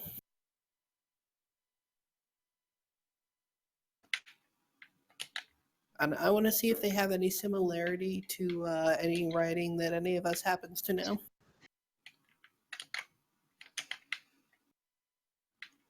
All right. Roll intelligence.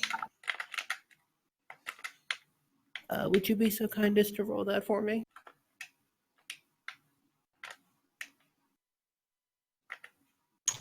Actually, that's I'm gonna roll linguistics because that's not a bad call. Yes. I do know Eldar, so this is Eldar chaos stuff. Like Romeo should be able to read it. It could be like Dark Eldar freak people. What does linguistics base off of? Sorry, all speak things are intelligence. So I have like speak Eldar, it's based on intelligence. I also have speak orc because we just ran into something, so I picked it up. Right. Okay. I have literacy. I've got a fate point that. Nope. Okay, and I rolled a 61 for the captain. So, what's the captain's intelligence? Not 122. Okay.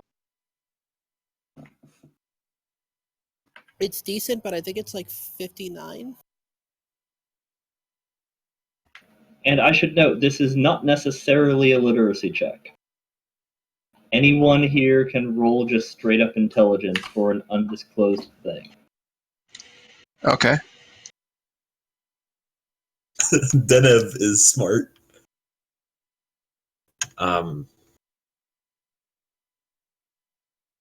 There's a joke in there somewhere for Hodor. As is there always when there are intelligence checks involved. Romeo's not smart. Romeo's not smart at all. Wow. Okay, it's Whoa, nice one, Gaius. Okay, holy balls. Oh, right. Denev, not quite, even with the technically a success, not quite enough to put 2 and 2 together. Gaius. You, holy shit, 2 and 2 together, with memory and comparison of shit you've seen. Guys just goes into his mind He's palace. seen a lot of shit. Your mind palace, oh my god. Sherlock. Boom, boom. Yes, absolutely. Gaius goes into his mind palace.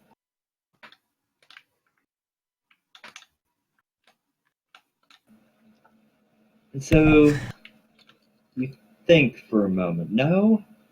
It's not quite comparable to the... You don't have a ton of experience with mystic runes or the like, but you've seen some. Not quite what's inscribed across Hodor's armor. That's one of your few frames of reference. No, you definitely know that you have seen some of the sigils in these circles and wards and engravings carved into Thaulin's flesh. Doom. Na, na, na, na, na, na. He's having trouble with his mic. That's why he's been trying to say shit. Can you check and see how long this warp stuff's been on the engine? With Senescience? Is that a thing you can do? I mean, About 2 weeks. That had already been determined. And how long ago did we get Thalon? A little We were longer in than 2 warp. weeks ago. We were in warp for like 30 days. Oh, well, 30 days technically, but so we got Thalon a little over 2 weeks ago, and this stuff's been on the engine for about 2 weeks. So, Well, you got Thalon well over 2 weeks ago because you got him, and then you were at warp for 36 days, Yeah, like over a month. and then you've been here for about a week or two. okay, About a week. all right.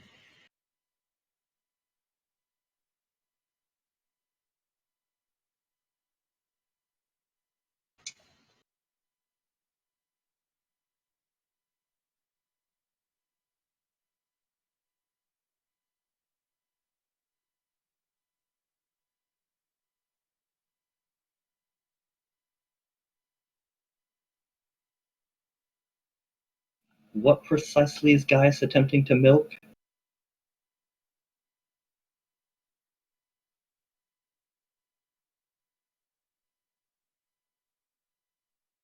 Or is his mic indeed dead? Yeah, he'd do that.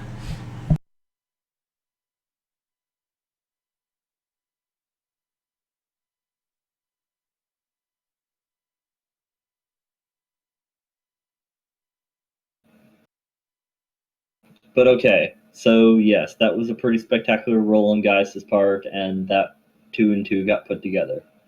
You don't know what the hell any of it means, but just sheer memory, you know where you've seen it before. We lost a smart person. Well, I He's suppose we trying know to who fix it. to ask then. Oh, okay.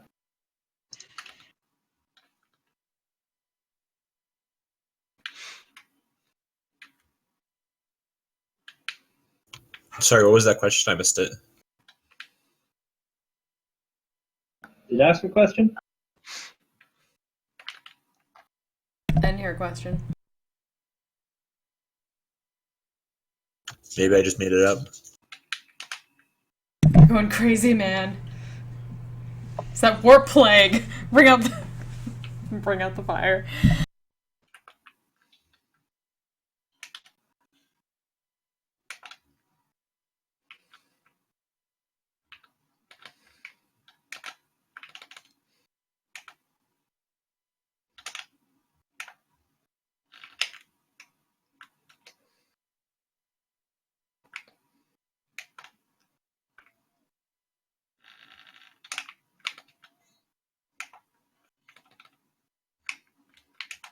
Alright, so here's a really random question.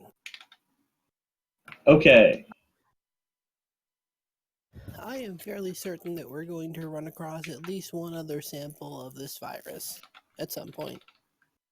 If we do, can we attempt to isolate the virus and then, this is the really ridiculous part, is the transportalizer capable of sufficient discrimination to send the virus one place and the crewman another? So you're trying to Star Trek this. It's definitely a possibility. You're trying to Star Trek Voyager this. Did they only do that on Voyager? I feel like that's a thing they must have done on every Star Trek ever. I don't remember. At one point. Using the teleporter to separate something from something else is just... I thought that's happened like a million times. I just remember Tuvix, because that was an episode. Yeah, that did happen. But the point is no.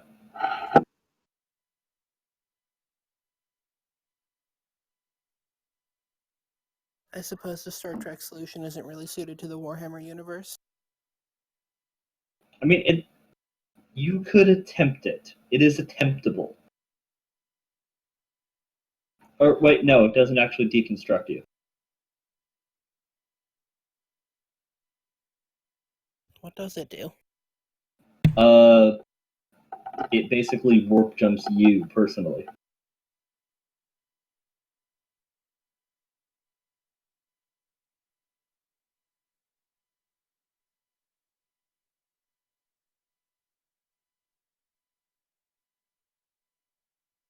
So it's kind of like a tiny little warp engine that throws you into the warp and out the other side.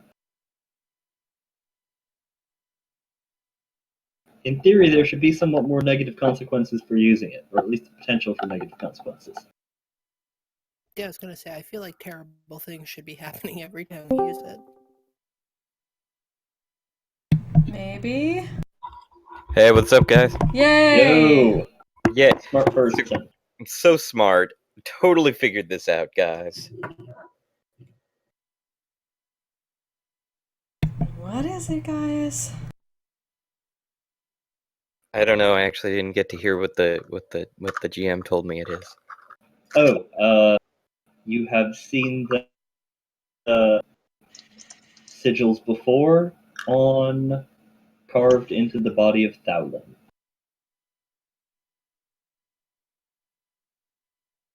Okay, so this is like, I'm not gonna say they're good things, considering I've seen them, carved into people that we know. Just gonna start with that. Zennith wouldn't know because she immediately looked the hell away the time he did that. Because gross. You guys have been passing images around to people in the know to see if they knew what the fuck they were, so images of the stuff, of the sigils carved into him have made the rounds. Still gross. Well, sounds like we have someone to ask again. Probably we should have Romeo put the question to him.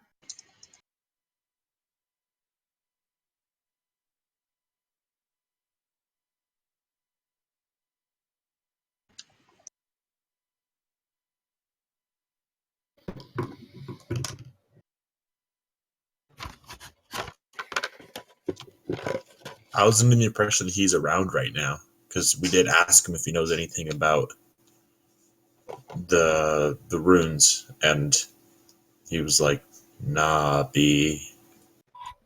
So Oh, that. you- Actual quote, nah, B. Well, the span of the investigation was over the course of hours, possibly all day, possibly a couple days. So he could theoretically have ended up anywhere. Another theory is what you spoke about as the first time we spoke to him, and that somehow the Inquisitor's making him do stuff. Is that possible? Yeah, I feel like once we located him, we should have set a servo skull watch with him. For his own safety, of course.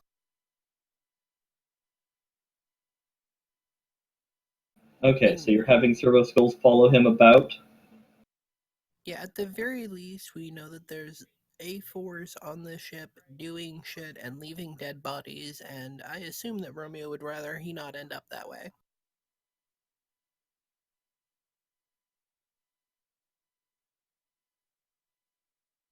Alright, so that is reasonable to have Servo Skulls following about. So Servo Skulls have been following him about.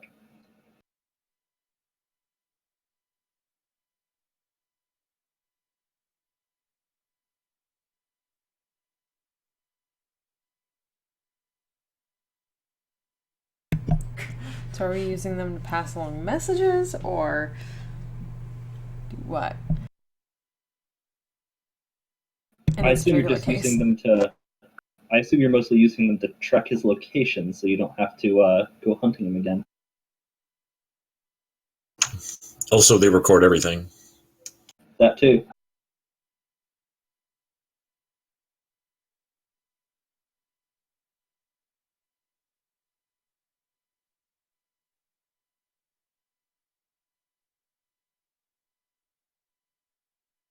So yes, location recordings, all sorts of good things.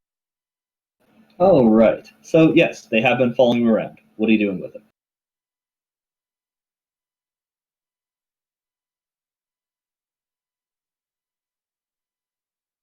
Okay, did we ask him about the symbols in the engine already? You asked him in a general sense of, like, did he know anything about this? He just said no. Alright, so I guess we should drag him back in and ask him about the runes. Okay, we drag- probably, I was gonna say, we probably have documentation on that point, because I think they cleaned off the engine.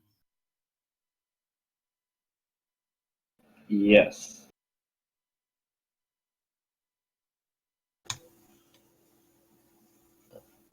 Well, can I assume that we were smart enough to have like pictures taken of them, if only by Servo Skull, maybe. But Yeah, that is reasonable.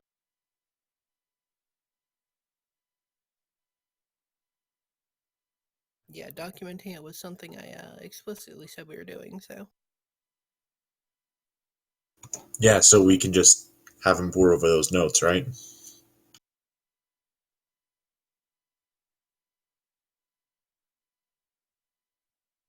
We should probably ask him to his face, and somebody who has the version of insight might be able to pick up something more. Because they'd be able to see him. Yeah. That'll be screwed. Romeo has scrutiny. And are you going all with sorts of the? good reasons. Are you going with the? It's also covert basic. Romeo? Yeah. Are you going with the covert Romeo approaches him plan or the drag him in plan? My intention was to just have Romeo talk to him. They've got kind of a rapport going, and Romeo has scrutiny, so.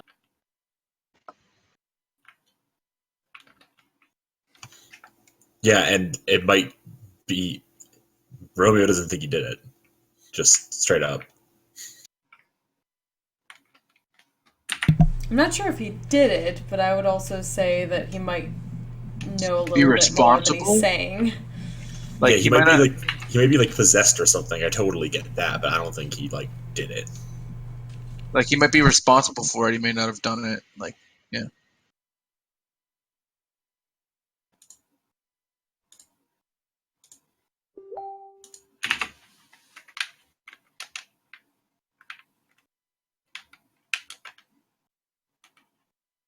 So yeah, Rema is going to bring him some recordings and talk to him. All right. So he's looking over the recordings. What does do the thing?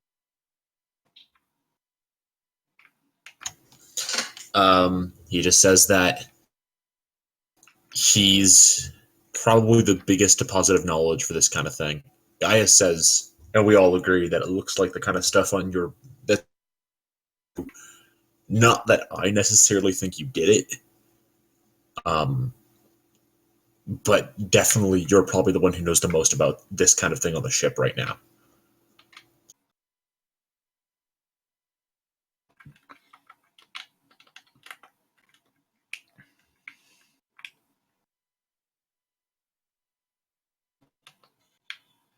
Well, he starts looking over the recordings there. I certainly recognize the symbols.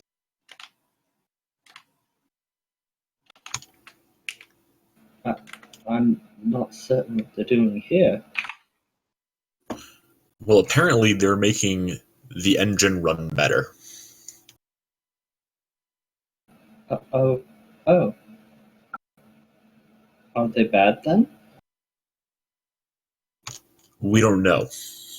We're careful.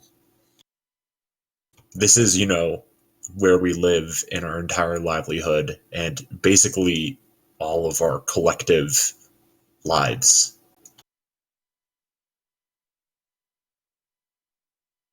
I understand.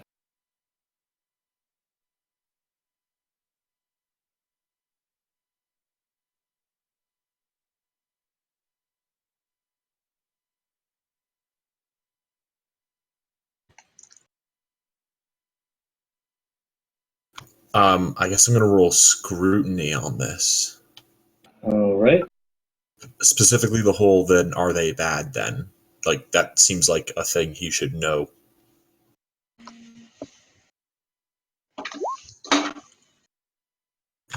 I'm going to have to fate point that, because that's over my perception.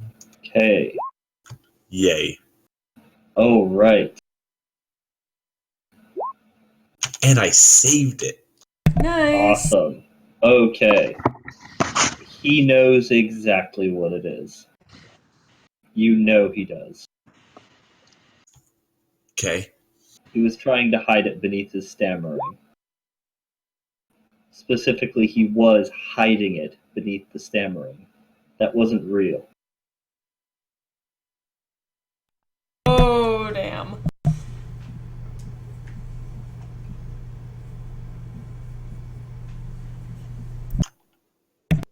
Kid, Bad I puppy. like you. And I feel for your situation. And that's why I saved you. But I will throw you into the goddamn void if you fuck with our shit. He was just trying to help, though. Romeo? Yep. Roll willpower, Romeo. Oh, shit. You were doing I'm this on giving your own, right? myself. I'm giving myself a +10 with fate. I'm gonna re-roll that. Oh, God damn fuck. it. Rest in peace, Romeo. This isn't alone, right? Why were you? Nah, You wouldn't be really? doing this alone, Did right? Did I come with you, or? He's probably said that- alone. He's probably alone. He's definitely on box though. Yeah. Damn. I'm gonna run. I'm rushing. Monitoring. I'm rushing to Romeo right now. Okay. But yeah, so Oh, he just casually points a finger towards Romeo, not even looking at him. And you feel yourself lifted a few inches above the ground, unable to move your limbs.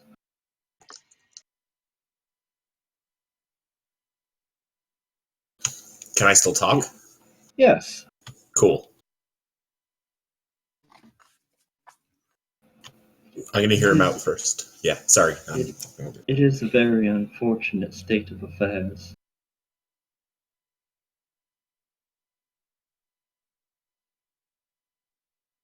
He sort of and Romeo is pulled a couple feet closer, seemingly without effort.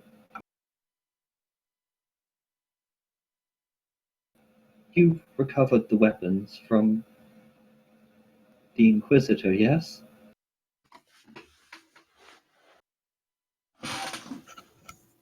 They're floating around. Yes.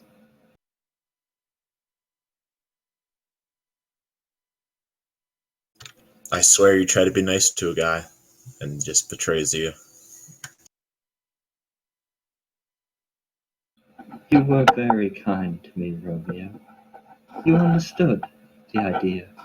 Being forced into service. Being chained somewhere that you don't want to be. They understand. Maybe they would listen to you more than the others.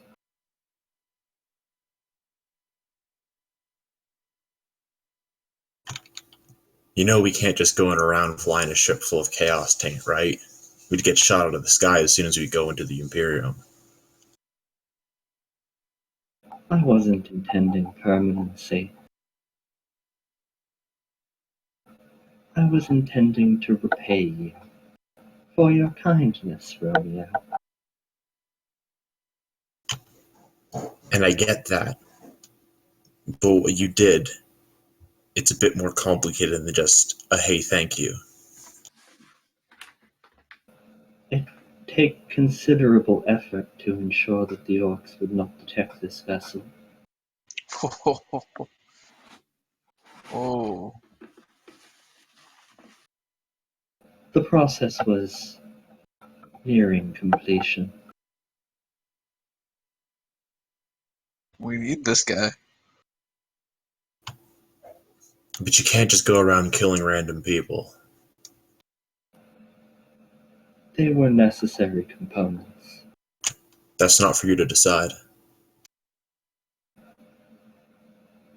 I attempted to gather something more useful, but unfortunately your Gellerfield prevented my access.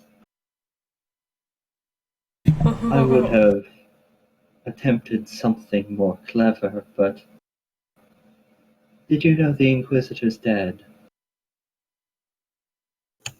Yeah, I'd assume so. He died about a week into our journey. I could I guess feel they really it. did win over on him. Yes, they did. I don't know what they did, but I know that I'm not bound anymore. It is unfortunate. The others are. But that is their place, their role. That's their burden to overcome.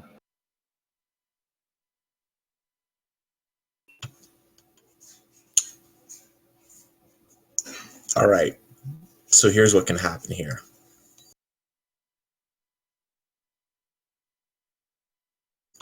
I get that in your own way, you're trying to help us out. But I don't think they're going to let you stay here anymore. I have no Now, desire if to you... stay here, Romeo.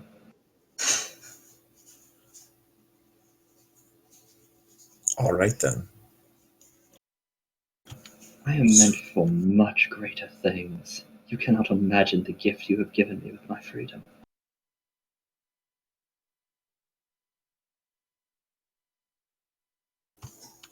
You try to help a guy out. You have done a magnificent job. The others are far too limited in how they can reach out. A demon weapon is binding a creature to a piece of metal, a piece of machinery. But a demon host? Far more acceptable vessel.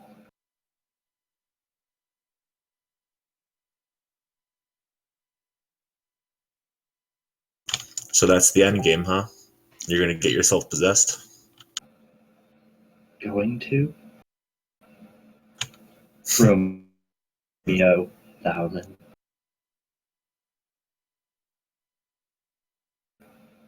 Thowlin was consumed. He died years ago when the Inquisitor put me in his body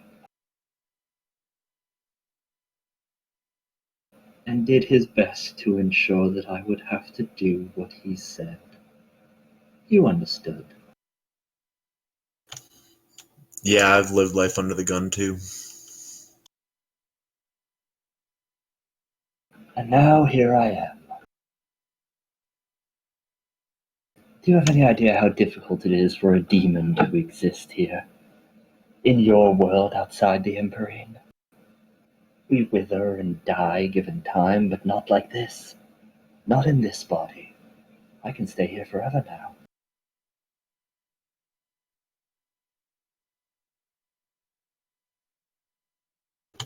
So what are you gonna go do?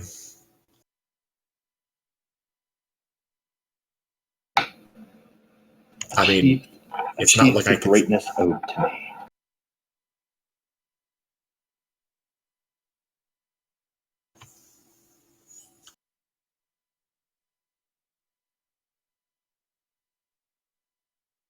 That's pretty vague. It's a new horizon for me. My power is unrestricted now. It was chained by the control of the Inquisitor. It's not anymore.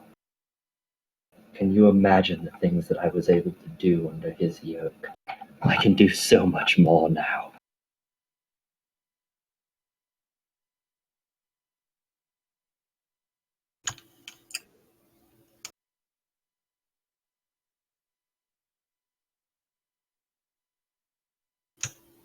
God, I really was in over my head, wasn't I?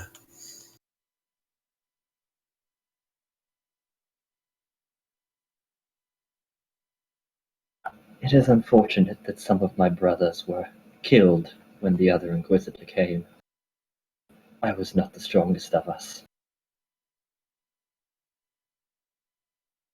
So he did this to a lot of people, huh? He thought that we were very useful. Thought that he could control us. When he couldn't any longer, he executed us. Have we made it to Romeo yet? You're close. But Because is he gonna try to get possess Romeo with something? you have no idea. Okay. No, if he possessed, like he could try to mind control me, but if he possessed me, he would eventually slip back into the warp. Like he's in a stable body right now because of the binding runes.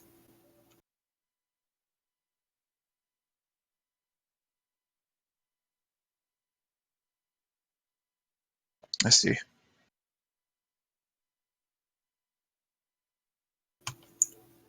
Well, I mean, as much as I can doubt the Inquisitor's methods, I certainly can't doubt his results.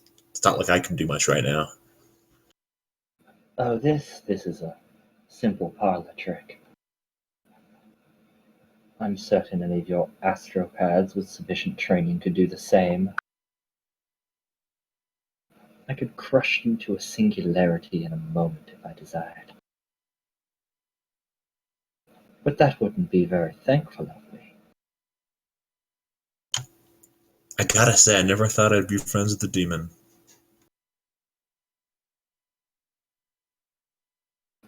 Many of my brothers would slaughter you now, invest you with another of our kind. But you have my gratitude for my freedom.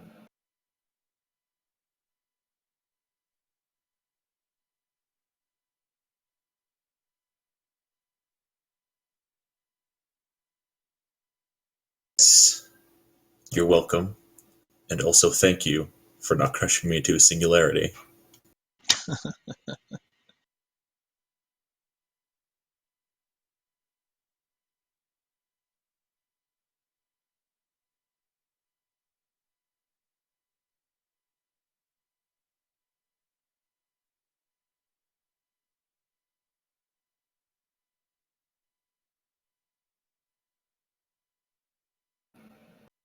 And I don't know if my mic was working when I told you guys I'd have to end a little early today. Is that No, where I we're did at? not hear Nope. it. Oh, lovely. Okay, so this is probably coming as a sudden surprise for you all, then. No, your mic was. I heard you say that, but yeah. Oh, you did? Okay. Yeah. But yeah, I had a bunch of shit dropped on me at the last minute, so I'm going to have to duck out here in about 10 minutes. That's fine. Cool.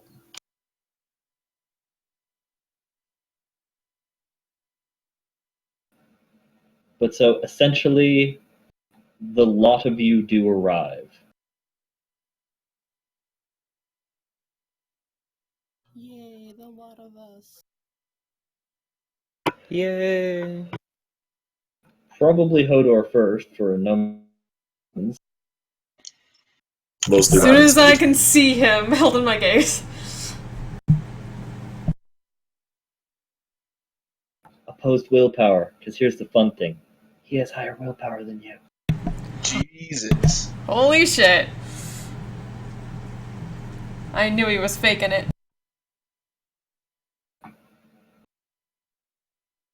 He absolutely was faking it, and then basically used healing psychic stuff to forcibly regenerate the tech priest and expel his influence. God damn.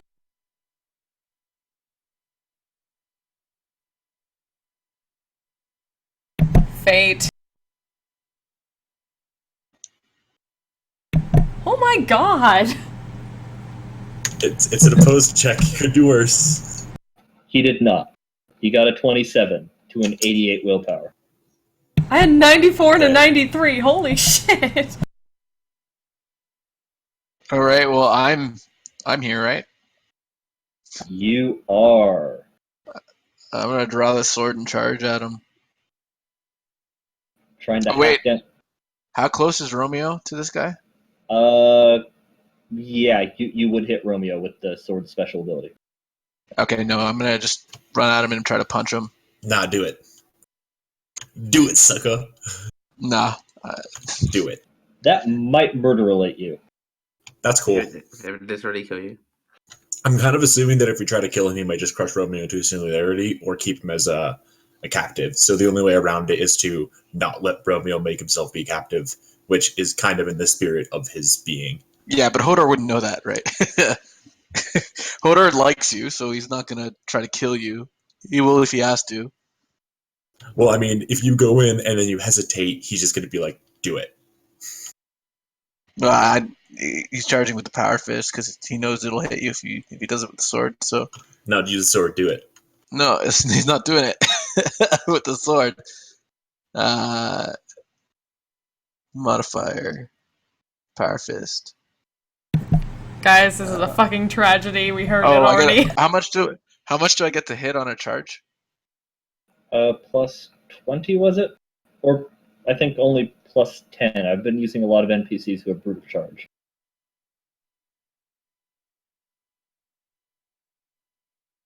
Charge is Okay. 10. You can just look at the combat actions. Oh, yes, yes.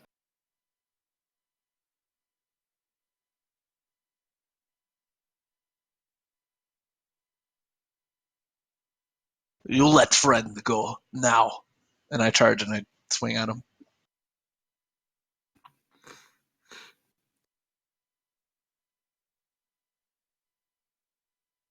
Oh, right. Hold on a moment here. I need to check something for you.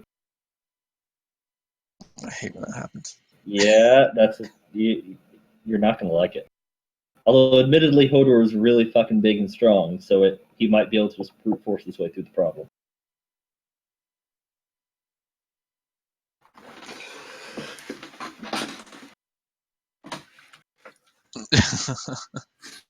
Good thing I still have all 3 fate points.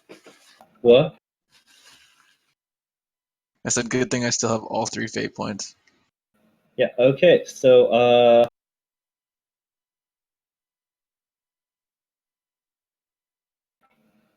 the damage is actually 1d10 impact, no doubling your strength bonus from the Power Fist. Oh, what happened? He is immune to energy damage. Oh, that's inconvenient. So 1d10 plus. It's What is basically just plus whatever you'd normally add for melee, your melee strikes. Wouldn't you get 2d10 because of unnatural strength? No, it's that just doubles my strength bonus. Yeah. Oh, okay. So I got- So that's just the amount he adds, not an extra die. Okay, cool. Didn't know.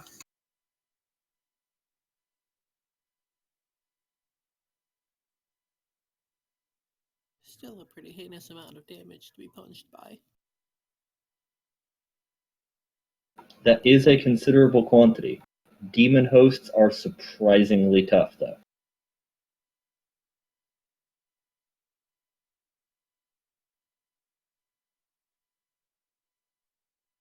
And do roll initiative, all the people who do initiative.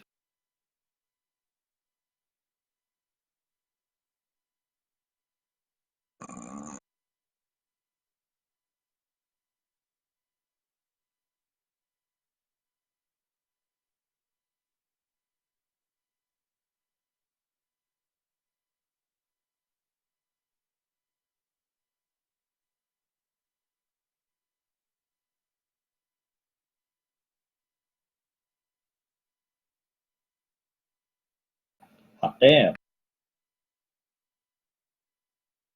The captain, Hodor, and Thowlin himself all got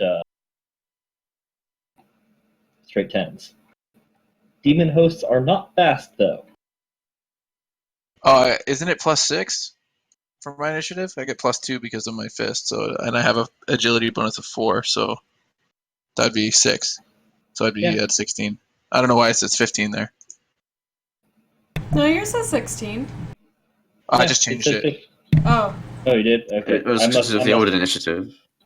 Well, I was putting new ones in. I must have just accidentally done 15. I see it rolled. Figured it didn't go over far enough. Yeah, roll good enough.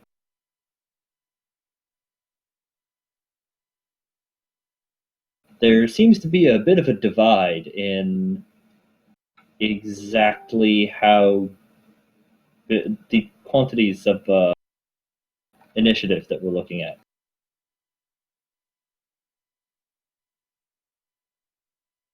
Okay, and also any action that the captain would like to take. Can you lock down the area?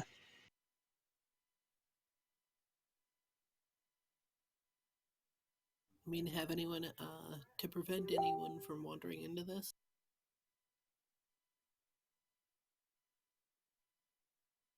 I have a serious problem.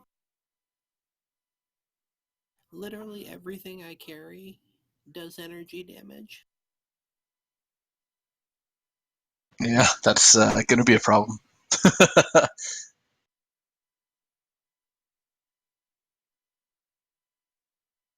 Yeah, I have the mono sword, but it's not like I carry it anymore.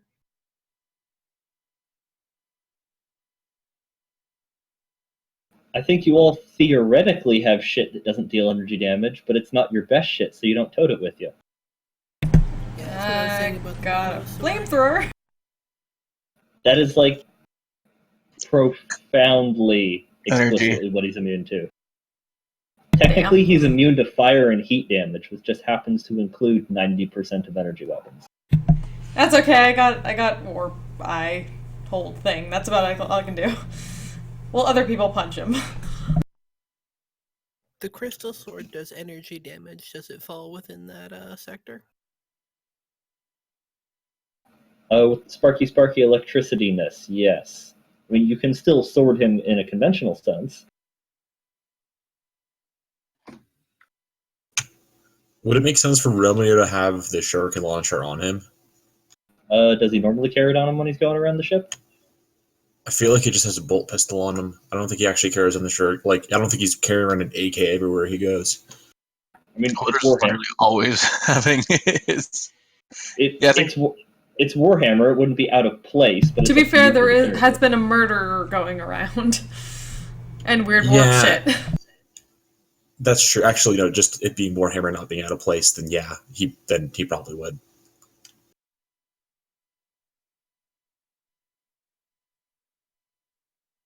Hey, It's do not you like know what would be an excellent thing for me to be wearing right now? Power Something you're- armor. Something you're probably not. The ancient Martellin cloak of slashing. Oh, yeah, that. You totally have that, don't you? Yeah. I totally do. We're kind of metaing right now, though. At the moment, I'm assuming you guys probably have like your command suits on. Those of you who have command suits. Yeah, Romeo probably doesn't have armor on, but probably is carrying the AK. I mean, it's not like he hides his bolt pistol when he has it. What's the penalties for using a weapon that you're not proficient with? -20. Yes. It's not actually that bad. I assume Denev's in power armor just because flamethrowing everything she sees down the halls. That isn't unreasonable. I mean, missionaries get away with flamethrowing things while wearing highly flammable priest robes, but she does have armor explicitly made for use by people who burn things.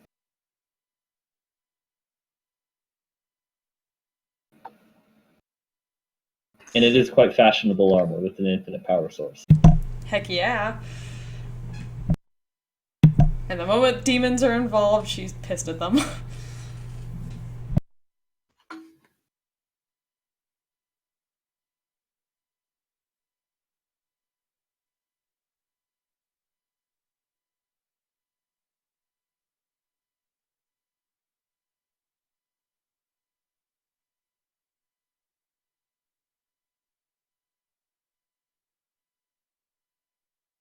As to the cloak, it could go either way, but it does make sense that I'll be wearing something that would bump my armor. Does it? I didn't think stuff like that stacked. Well, it's higher than the bodysuit, which I've been wearing to make Oh, right. command checks. Fair enough then. Yeah, you obviously you go for the highest. Yeah, you go off the highest for that part of for whatever part of the body the armor's covering. Yes, I'm an for autogun, arms, legs, and body. so I'm not too bad. You have what? Autogun. Oh yeah, your thing. Why are you asking about proficiency? You're proficient with autoguns. Yeah, I got a collapsible throwing spear, but it's a throwing weapon, which I'm not proficient with. Oh yeah. But it's accurate though, so I could it would do a lot of damage. Hmm. But autogun would be better since I'm more Accurate proficient. throwing spear. Yeah, it is. It's like the Predator spear. Pretty sick. Yeah, that is what it is basically. I've never used it though, but I always keep it on me.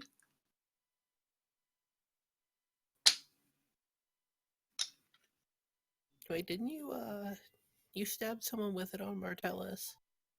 Did They I? stabbed you and you were Yes. you were like Crocodile Dundee. That's not a spear. This is a spear. Did I?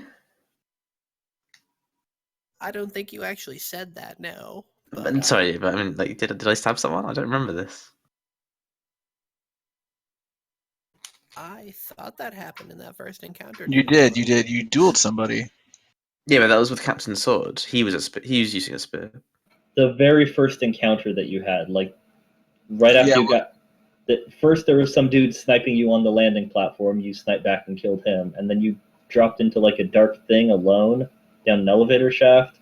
Oh yeah, I remember those guys. Yeah, and you met a couple locals, and I think you stabbed one of them with your spear. Oh, okay. I don't think he died, but I think you stabbed one of them with your spear. That makes sense.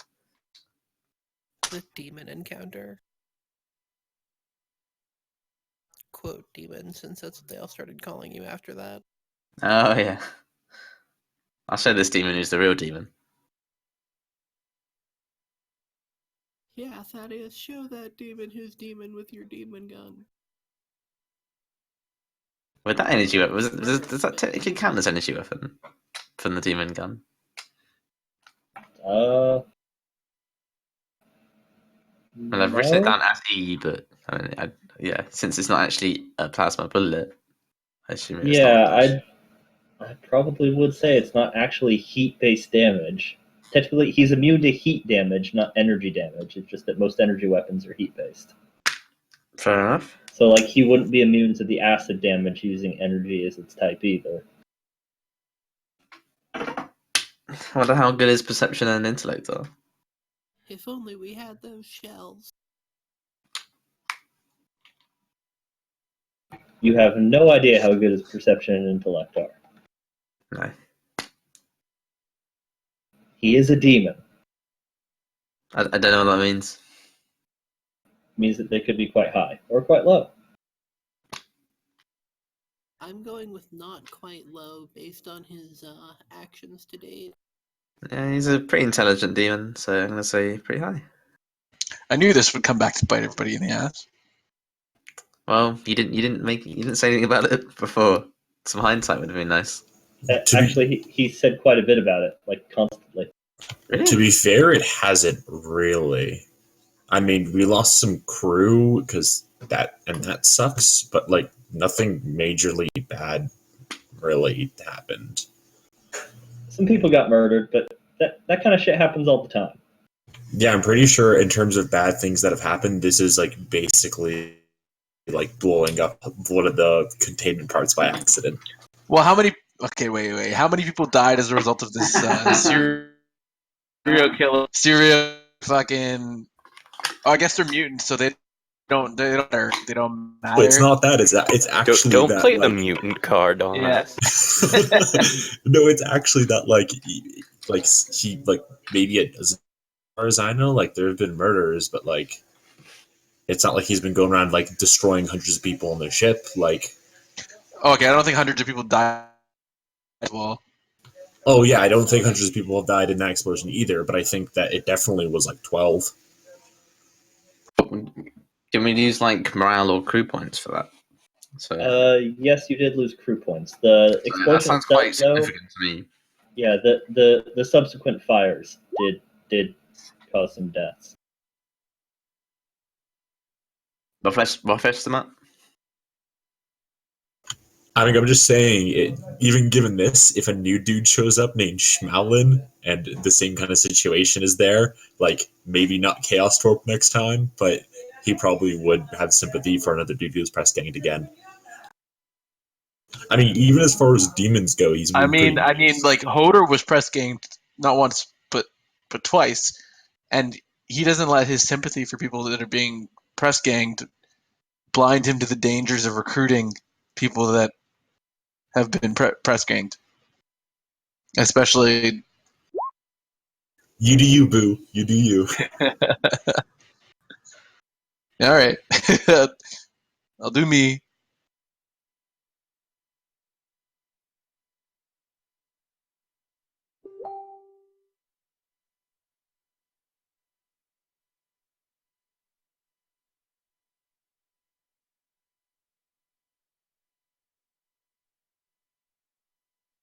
Okay, so,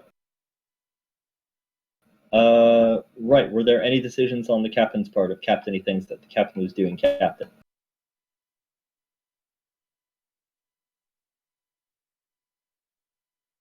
I should give the order to close down this section of the ship. So I will do that, and if I have action stuff I can do afterwards, I don't at the moment. Actually, no, I did notice that he didn't go thoom and catch fire, which is kind of unusual when Hodor punches things.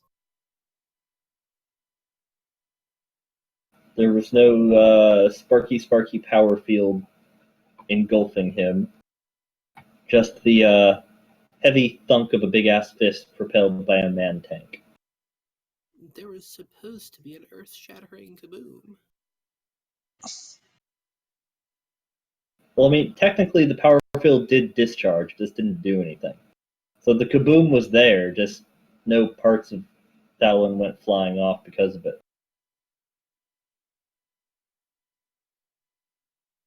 So I'm guessing also the stuff So what? didn't matter.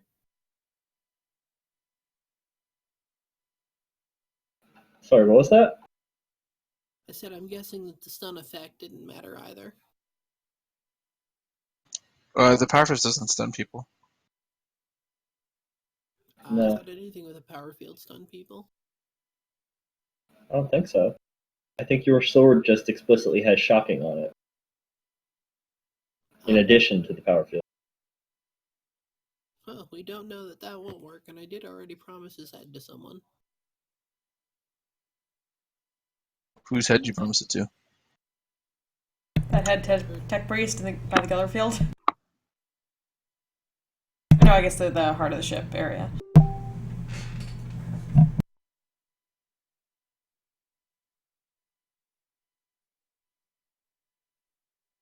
So yes, I have given the order to close down this area, and who to be on the lookout for if he gets past us. And I have moved.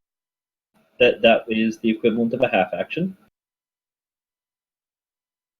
Oh, I still have You still have half an action, and that didn't count as an attack. And I'm assuming Thaddeus is like somewhere off screen. Yeah, that's fair. I mean, if you don't want him to be, he doesn't have to be. But I'm assuming Thaddeus is downrange looking to a scope. Yeah. A decent 100 meters or whatever. Is the maximum. I was gonna say, when we're ordering the people and putting the place on lockdown, if he does get out for some reason, don't engage. Because if a just a normal crew member, just a red shirt, goes to fight him, he's just gonna crush him and GG. Well, at least he's crushing him and not me. True.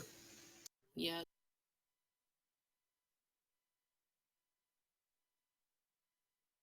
Okay, so I can move, but not attack with my remaining half action. Yes. You can attack on a half action. Right. Single shot is a half To action. attack. Oh, if you know the melee weapon, no. Right, so I can use my energy-based plasma pistol, which definitely does damage by heat.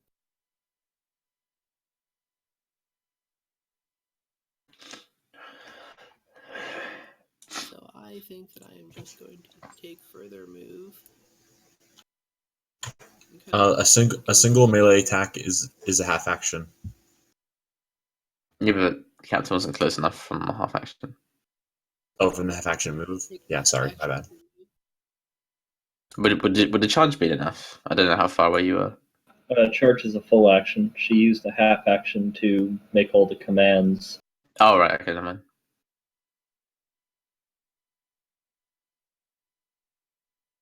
So yes, Zennith is up. Oh, actually, it's Talon who's up. Actually, Yeah. tracked him down. Damn it.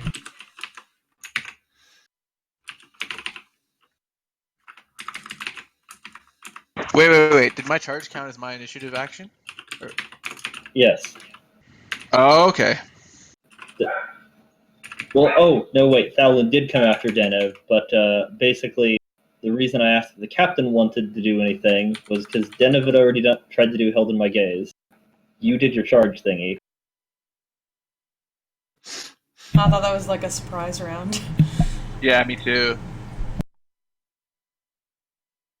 No, he is profoundly not surprised at your presence. Oh, that was totally surprising.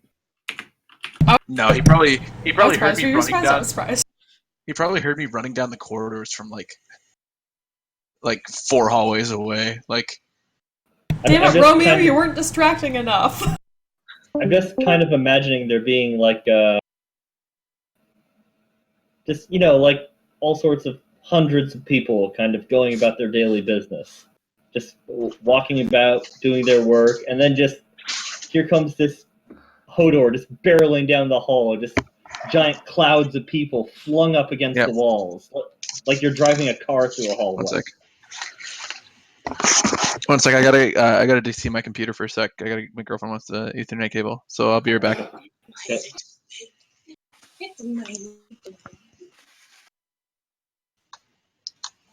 All right, here you go. Make it with bugs. Okay. Here you go. Here's the cable. Hopefully my internet switched over real quick. Can you guys? We heard you the Yeah. whole time. Yeah, we didn't stop hearing you. Unless you're gone now. Which would be weird.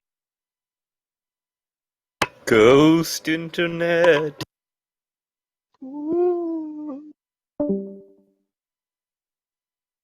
Oh, there you go.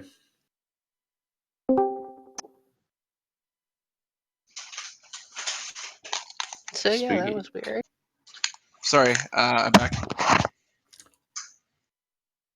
Okay. Hello. Yes, you're just imagining Hodor just running down the hallway, barreling like these people out of his way. Thoom, Yeah. thoom, thoom, thoom, Yeah, thoom, just thoom. like the sort of effect you'd expect if you just started driving a car down a crowded mall. Just like rammed it through the front Pardon? doors and started driving it down the hallways of the mall. They're coming tomorrow. Yeah. So did people die on my way there? It sounds like people died. I'm gonna assume not, although he probably has the body mass equivalent to a car at this point. I hope not. I hope people didn't die. Well, so the sound Hodor makes coming down the hall is thoom, thoom, thoom, thoom. Make a hole. Thoom, thoom, thoom, thoom. Thoom. That's got to be from something. Thoom. I think that's just onomatopoeia, but Thoom itself is what the thing that the Dragonborn uses in Skyrim is called. Oh, I'm thinking about Thulsa Doom from Conan. Never mind. Hodor just running through the hall screaming Fus Roda. Fus Roda.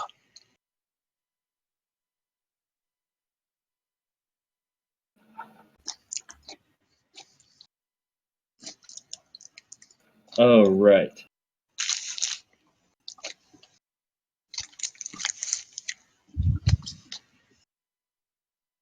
Okay, and so let's see, interesting thing that he can do that might be somewhat terrifying Hodor willpower test. Do I get the bonus for my gear? Yes, you get all those bonuses. Don't you have a resist psychic powers thing, or am I imagining that? So I'm going to get a plus 30 on this.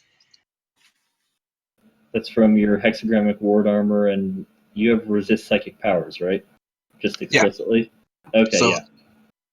So I get a total of plus 30, I believe. Yes. Can I wait till he rolls and then re-roll if I need to? I'm pretty sure you can do that. Do you have to know the result of the roll before you can re-roll? I don't think so. I'll look in the book. Because I know there's some things where you're not allowed, where you can only re-roll before you know the result. Oh, because I would have probably spent a fate point to pump that if I if I knew I couldn't re-roll it till after.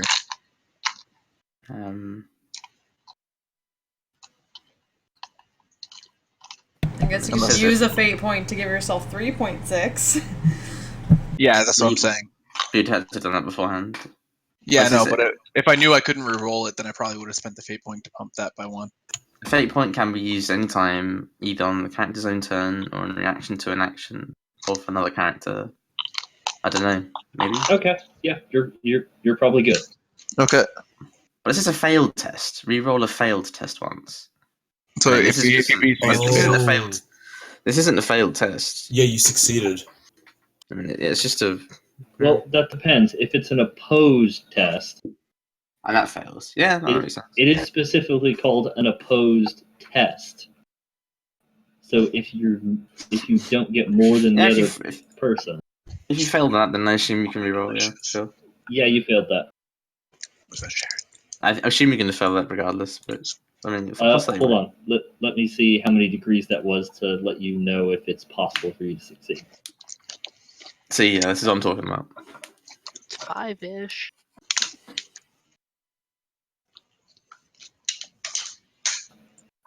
Yeah, so that was 6.1 degrees of success. Can you get that? You're fucked regardless, mate. No. Oh wait. If the Make captain her a gives me one. 10, if the captain gives me 10, and I give myself, then I No, give the- myself. If I give, the captain has to declare it on their turn if they give 10, I'm pretty sure. well, I can give myself. So I get a total of 6.6 willpower, and then I can give myself a plus 10 on that roll.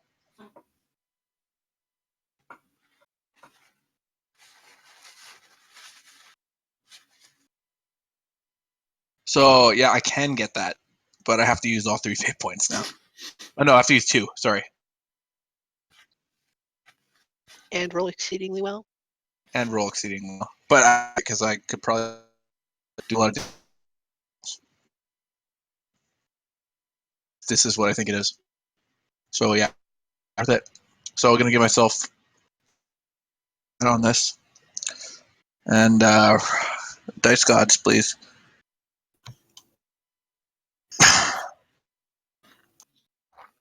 Nope. Oh, sorry, I was totally wrong. A rogue trader action once per round can give a 10 on any. So, like, this would totally be applicable. That's my bad. All right, so let me re-roll that. It's another degree, isn't it? Be 3.8. Yeah, that would do is to give you 3.8, which is good, but it's not higher than 6.1. Very good. Yeah, this guy's a beast. This is like trying.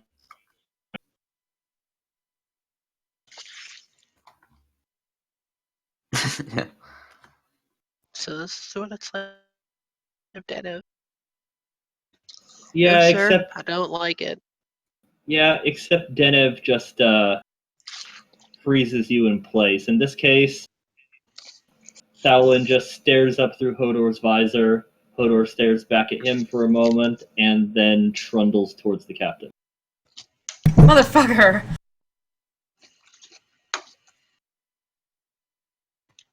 But that's all Well, this Thalwyn is can make kind him of a do. problem. Because Thalwyn has to use his own actions to direct Hodor. No, Does you that mean he gotta- let go of Romeo because he used a different... I was trying to find the information on how many powers you can sustain at once. I think this sort of tests like his sort of strange you, so like everything else is out of minus. But I think you can Right. do more than one. So wait, you guys just gotta kill him quick before I get. Yeah, to within the a turn.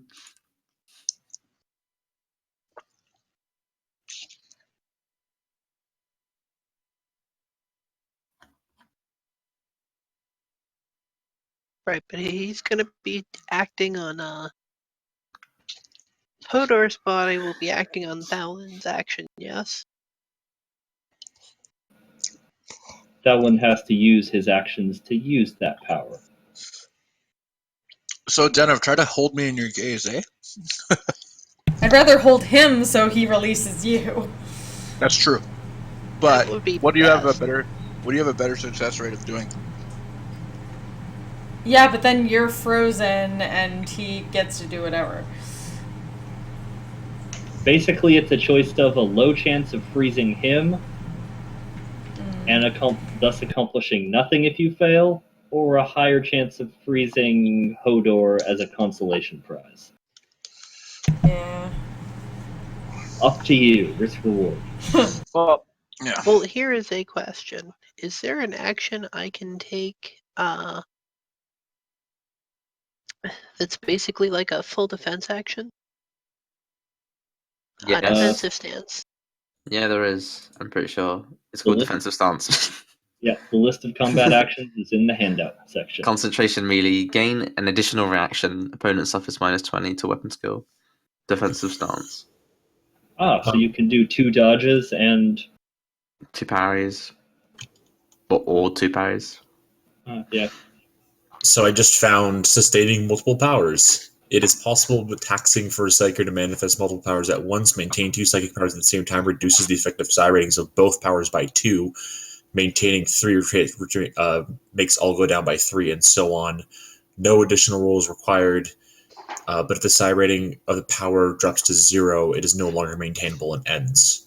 Right, okay, wonderful. So in that case, yes, Romeo was dropped. Cool. Because he was already maintaining another power before any of this happened, which he is still maintaining. Okay. So he was maintaining 3 powers, but then dropped Romeo was maintaining 2. Well, basically, he was only ever maintaining 2 at a time. Okay.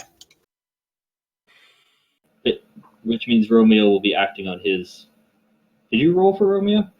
I did. I rolled an 8. I rolled a 1 on my initiative, and I get +7, 5 from agility, 2 from paranoia. Oh, cool. I didn't Or realize. paranoia for what? Just, I have the talent paranoia. Okay.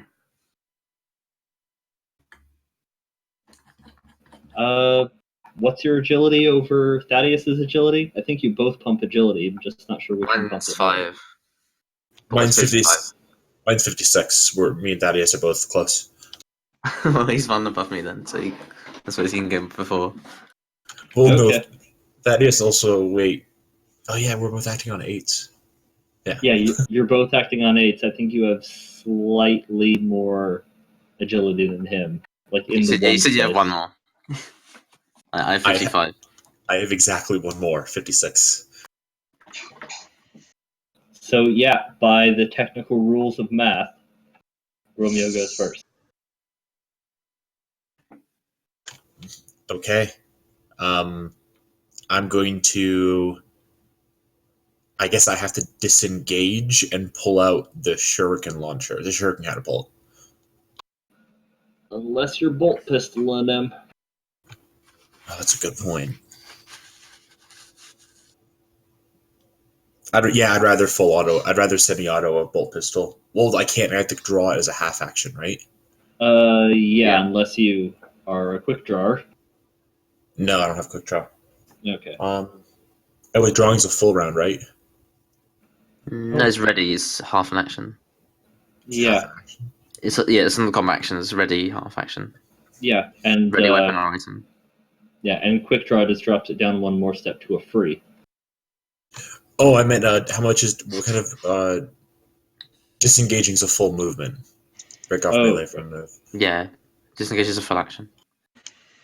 So yeah, pulling his sidearm is both. Putting sidearm and then shooting, you can do that. Yeah, which also makes more sense from like a if this was actually happening situation. But you'd only Yeah. get one shot. But it's Yeah. It's better because they don't have to disengage and then put it half and then get one shot again. It's just not worth it. Yeah, I'm gonna shoot him with a pistol. Okay. Oh wait, sorry. That's my that was my that's the damage. damage. You get roll the- Yeah, roll to see I'm if you bad. hit him at all. I don't hit him, but I have 3 fate points left, so I'm gonna reroll it. That is a hit. Okay. And he Hodor and failed, so he used his reaction.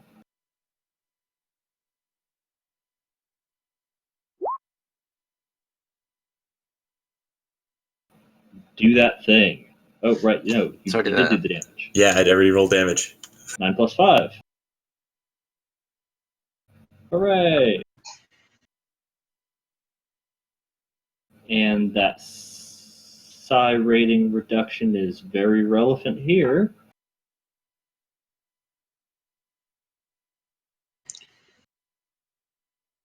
Reduced by 2, you said, right? Yeah, the psi rating is reduced by 2. Okay. He's using a shielding power, but its amount of shielding is directly related to the psi rating. Got it.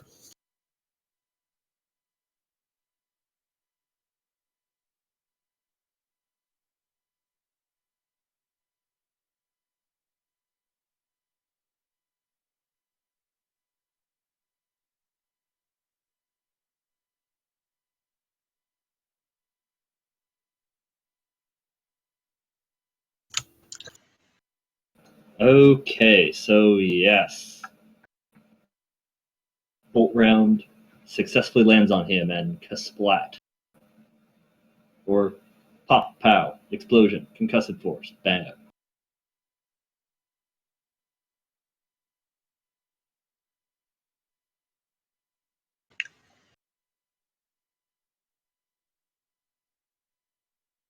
Do you have to make a willpower test to remain in control of me? Like a concentration type thing, like in D&D? I think it's comparable to D&D in that he has to do a new opposed willpower if he asks you to do anything like blatantly suicidal. Okay. But just attacking your buddies is not enough. Are you sure attacking me is not suicidal? What's the lifespan you've seen of people that have tried it? Right? Longer than the people who have tried attacking Hodor? Fair. And I mean, there's already been quite a few tense moments where he's come on the verge of fighting people. That one didn't have to flick much inside Hodor's head. Oh, he never would have fought the captain, though. You do take -10 to all of your checks fighting in Thousand's name, however. Cool. That's at least something. Very relevant. What? Nope, but thank you. Did you link something? No, that was him not being able to save his fate, unfortunately. And it has become a person's turn, and that person's name is Thaddeus. So he can do his turn, being Thaddeus. That's great. Guns will be shot. Well, a gun will be shot. And a nice clear line of sight for you. 20. Is any more than 20? I don't know what. I can't remember what range modifiers there are involved. It's like 180 meters on my gun. I don't know if that's Did like you less get- than half or something. Yeah, it's less than half, so you get the +10. Like, in this space, there's no way any gun doesn't get +10. I mean, I'm quite far away, League, but I'll say like at least within half of the distance of the gun. So I say like 90 meters. That's pretty quite far. Yeah, I recall all of your bonuses adding up to like something over the maximum. Well, it depends which gun I'm using. So like getting half aim with an accurate weapon at a close range will give me a lot of bonuses. But this is a different gun. I think that is a decent amount. I think that's all I need. Are you using your auto gun? I am. What's the rate of fire on it? 5. Yeah, you only need 2 because I think if you hit 1, you automatically hit 3, right, with that gun? Yeah, I got 2 additional degrees of success on all attacks. So that counts as 6. So yeah, that's enough. Okay, here we go.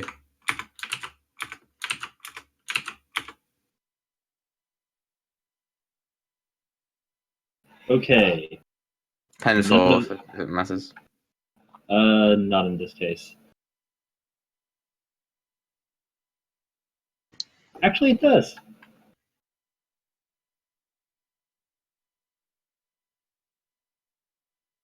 Yeah, that is actually very relevant here. Oh, there you go. I think that completely overcomes his magical psychic armor, which explicitly states it gives you armor points, not toughness bonus. Oh, good. So yeah, And therefore Good to know. bypassed by AP. pen that shit. Oh, Did so you're that- shooting me? Wait, did that apply to the pistol hit? Because bolt pistols, I believe, are AP 5. Yeah, I forgot to add that. He's still not down, but that does mean that he is more hurt than I had assumed him to be. Cool.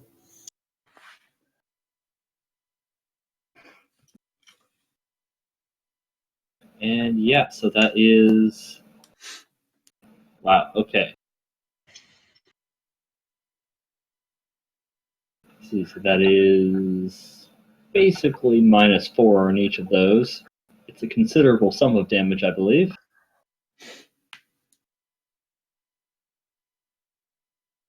Yeah, that's 8, 10, 11.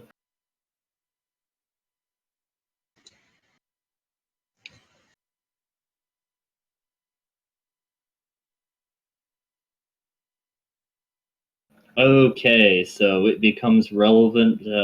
Where does the third shot on a full auto hit? No, Hit location. there's a lovely table for that somewhere. There is. This could be entertaining to find out where that hits.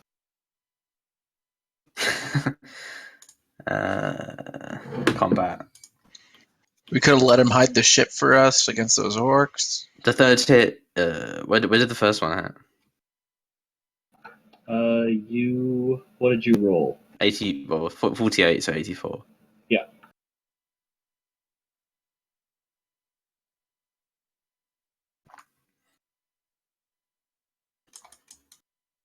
If I know the first hit, I know the consecutive ones. That would be Bretlick. Okay, leg. His body's the third. It goes leg, body, arm, head, body. Alright, so that is impact body. -8. Ooh. Okay, yeah, so several of the target's organs rupture, knocking them down, leaving them gasping in wretched pain. Suffers blood loss and takes 1d10 levels of fatigue. Snap. And then And then a bullet hits for 15, and a bullet hits for 9. Thoroughly riddling the now recorpsed corpse of Thowlin. the fourth bullet is a headshot. Oh wait, no, sorry, arm, and then the fifth is the head. Okay, yes, so the fourth one cleaves right through his arm. Ooh, yes, what is a 10 plus impact on the arm? In a rain of blood, gore, and meat, the target's arm is removed from his body. Screaming incoherently, he twists about in agony for a few seconds before collapsing to the ground and dying.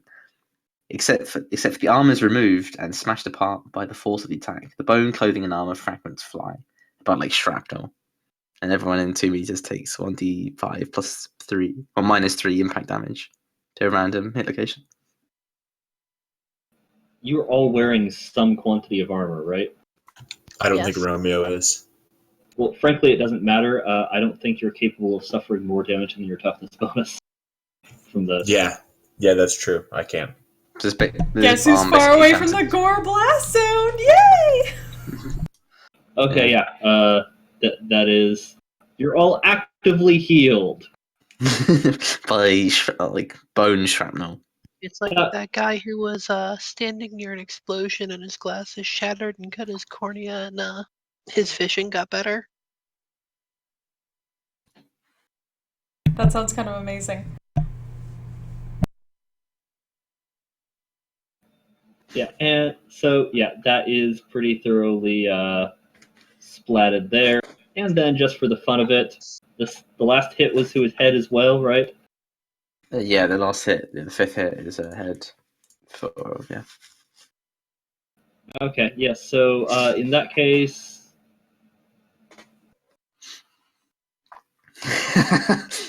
all three of you who were there close to him, Hodor's control is the control over Hodor is obviously broken as his head explodes.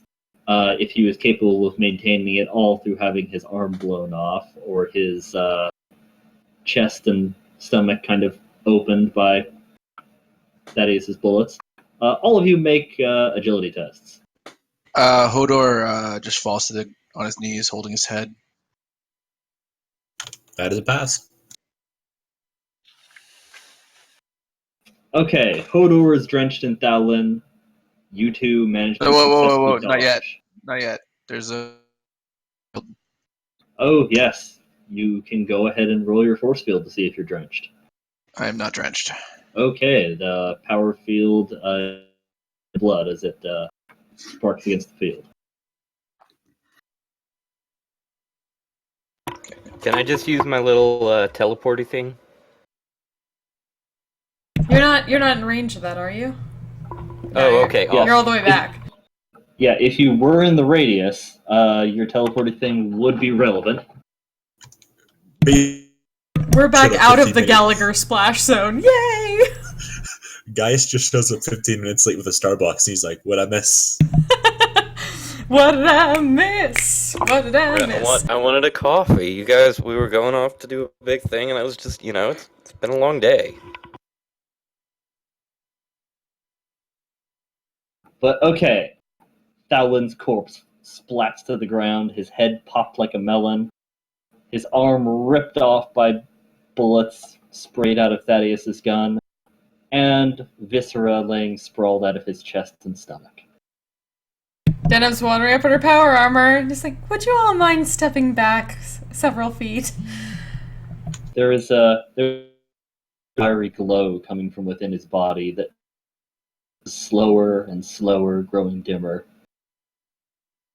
Little coils of smoke and fire coming up from his hands that are... Romeo tells one of the servo skulls to record this.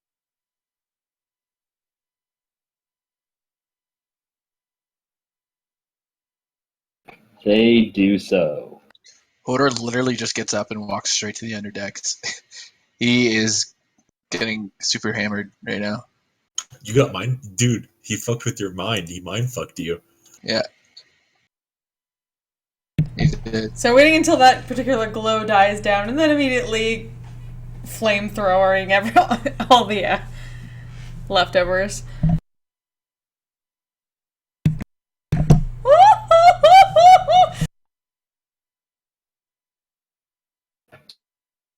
And the body of Thowlin is thoroughly incinerated. As the body is ripped apart, however, as the bullets shred it, and as you are incinerating it, there are hard to piece out exactly. Is it visions in your head, something you're seeing in front of you? It's all very strange. But definitely something with large black wings twisting from the corpse, or is the corpse.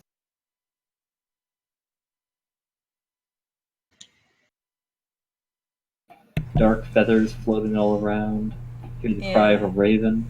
Oh, it's that Zennith. Zennith. Zinch. Yeah. Zennith. The T is silent. Yeah, for a second, Denev just, like, she's been laughing and grinning and, like, flying this thing down, but seeing a moment of that, she just kind of suddenly stops that completely and just goes, like, blank-faced.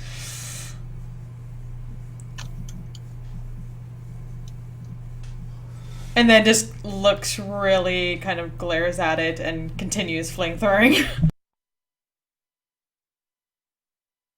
The flame... no effect on the body.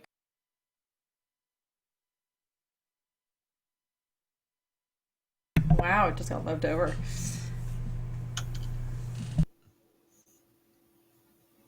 Wait, the corpse? The corpse is just there after being flame forward? Yes. Damn. So this baby up, we're shooting it into...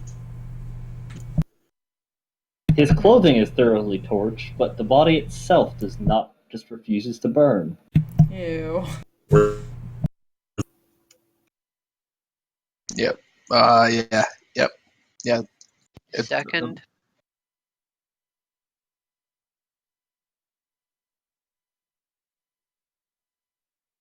Okay, so jettisoning him. Oh yeah, we cut him up more just for good measure, though. Wonderful. Very, very thorough. We put him through a meat grinder and then put the paste into the void.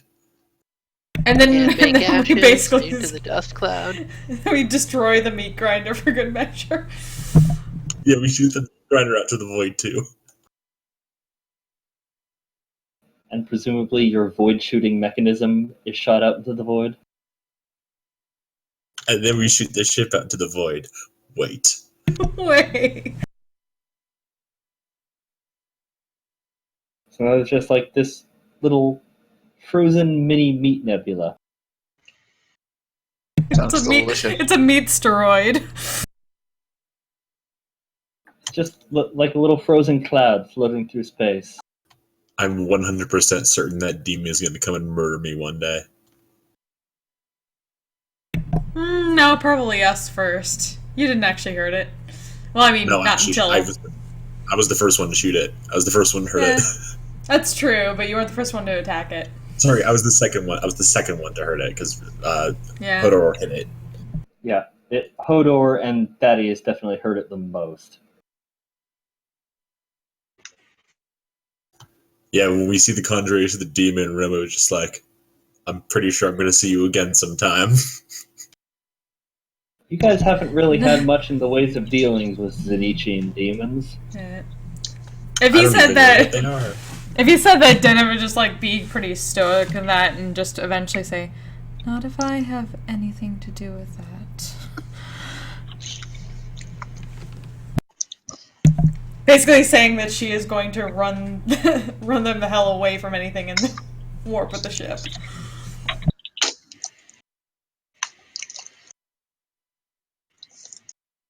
I don't even know what a Zenithian demon is. Well, Zenithian demons would be the demons of Zenith, just like you've encountered Nurglite demons and Kornite demons. Oh, yeah, he's the one with plans, right? Plans, manipulation, sorcery, and fire. I thought Korn would be the guy of fire. Korn does fire stuff too. Zenith does more fire stuff though. Ah. Aren't Thousand Suns just like empty suits full of ash? Korn pretty much hates Sneaks, right? They hate each other. Yes, Korn hates Psychers, and Zenith is the god of Psychers. That's why there are no sorcerers or psychic powers of Korn. Also, I just want to correct Hodor on something. Thousands, or the person formerly, yes. He said that he was trying to complete a ritual to make us invisible to the orcs, not that he was the one making us invisible to the orcs. We have a gas cloud for that right now. Okay. At least that's my understanding of it. That's probably what the murders were. Yeah. Oh, that's definitely what the murders were. 100% He pretty what much the said murders as were. much. Yeah, you said it. I mean, all in all, for a demon, he was pretty nice. For a demon. So was the demonic space Nurgle Marine, though. Yeah. Yeah, he's actually very friendly. I mean, except for the part Because where he's a he tried- Nurglite. Nurglites are always friendly. Every single demon we've come across has been relatively amicable so far. What? Are you kidding me? The corn demons haven't been. You were kind of attacked by a formation of Korn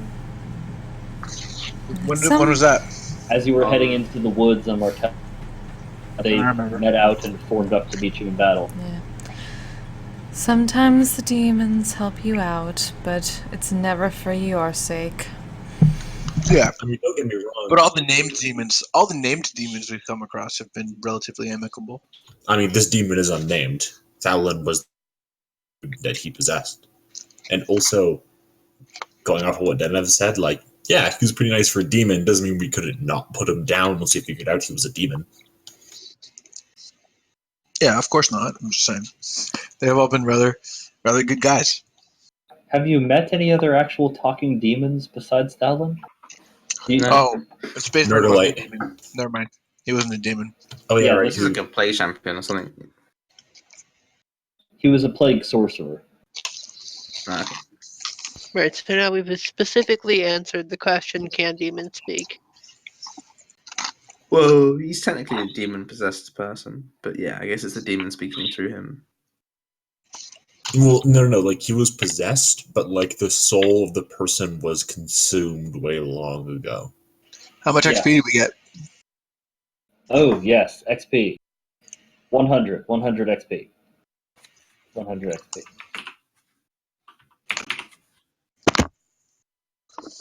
Okay. Approach Thalin in a more aggressive manner. He may have had friends. We have to do a comprehensive hunt. There's a hunt of the ship. Nah, that's pretty much it. We cut the cancer. he was doing to the put down exactly what he was doing to you, except he also healed him then after. Akira style, but healed him. Yeah.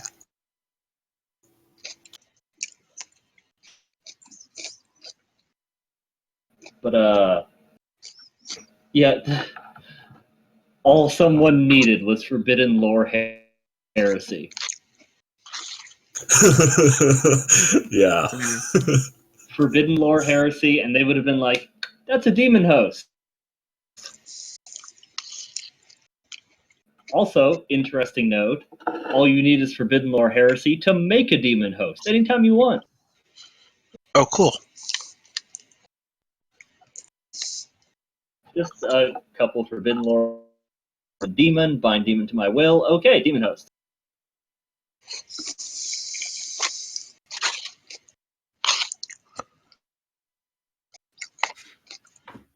Okay then. Wait. Is that not one of the things, like, could Gaius's seneschal ability to suddenly know things work in that case? Would have been able What? to? Like, that seneschal thing where you just suddenly know shit? Oh, that just lets you automatically succeed on a lore test, which means that you already still have to know. have the.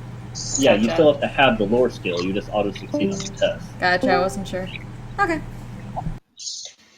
But oh my god, a seneschal with forbidden lore heresy, they could be the most powerful demon summoner in the world.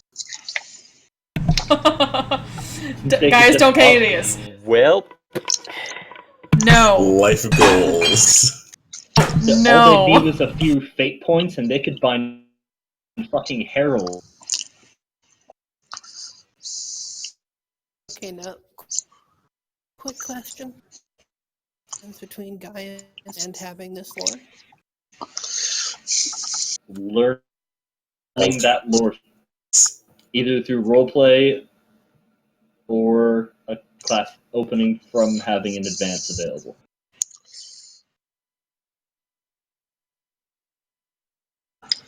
Yeah, now, but yeah, a seneschal someone who can auto pass forbidden lore tests can do crazy, making demon weapons and all kinds of stuff.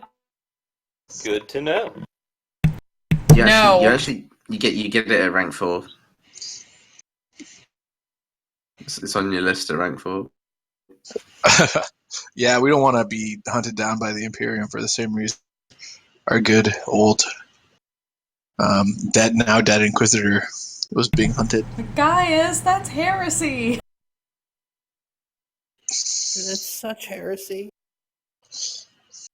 The heresy of heresies. The most heresy. Eric, did you have to leave and do things? We shouldn't have kept you this long. Yeah, I do actually have to go now. I mean, Okay. I just have to drop by the little all-night market, but I do have to do that. Be free. Okay. Okay, so yeah. Later, everybody. what you're gonna do. I'm sorry for inconveniencing everyone, but also that wasn't that bad. It could have been worse. To the demon. It could have been so much worse if he'd been able to go through a round. Yeah, we came out of that unscathed. I was honestly kind of looking forward to an epic competition between Hodor's body trying to hit me and me trying desperately not to be hit. He could have murdered you. More than I did Oh at yeah, the beginning. if he ever hits me, I died.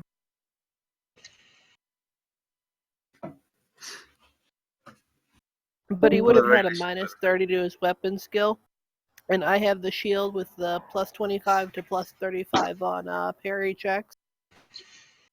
Yeah, so And then also you have the warp field, the one that teleports you away. Oh, did I get the teleporting one? I Yeah. thought you and Gaius both got the teleporting one. I'm pretty sure the only two people that don't have some kind of power field right now are Romeo and Thaddeus. Everybody else has some kind of power field. It was looking really weird. It's all like little bubbles.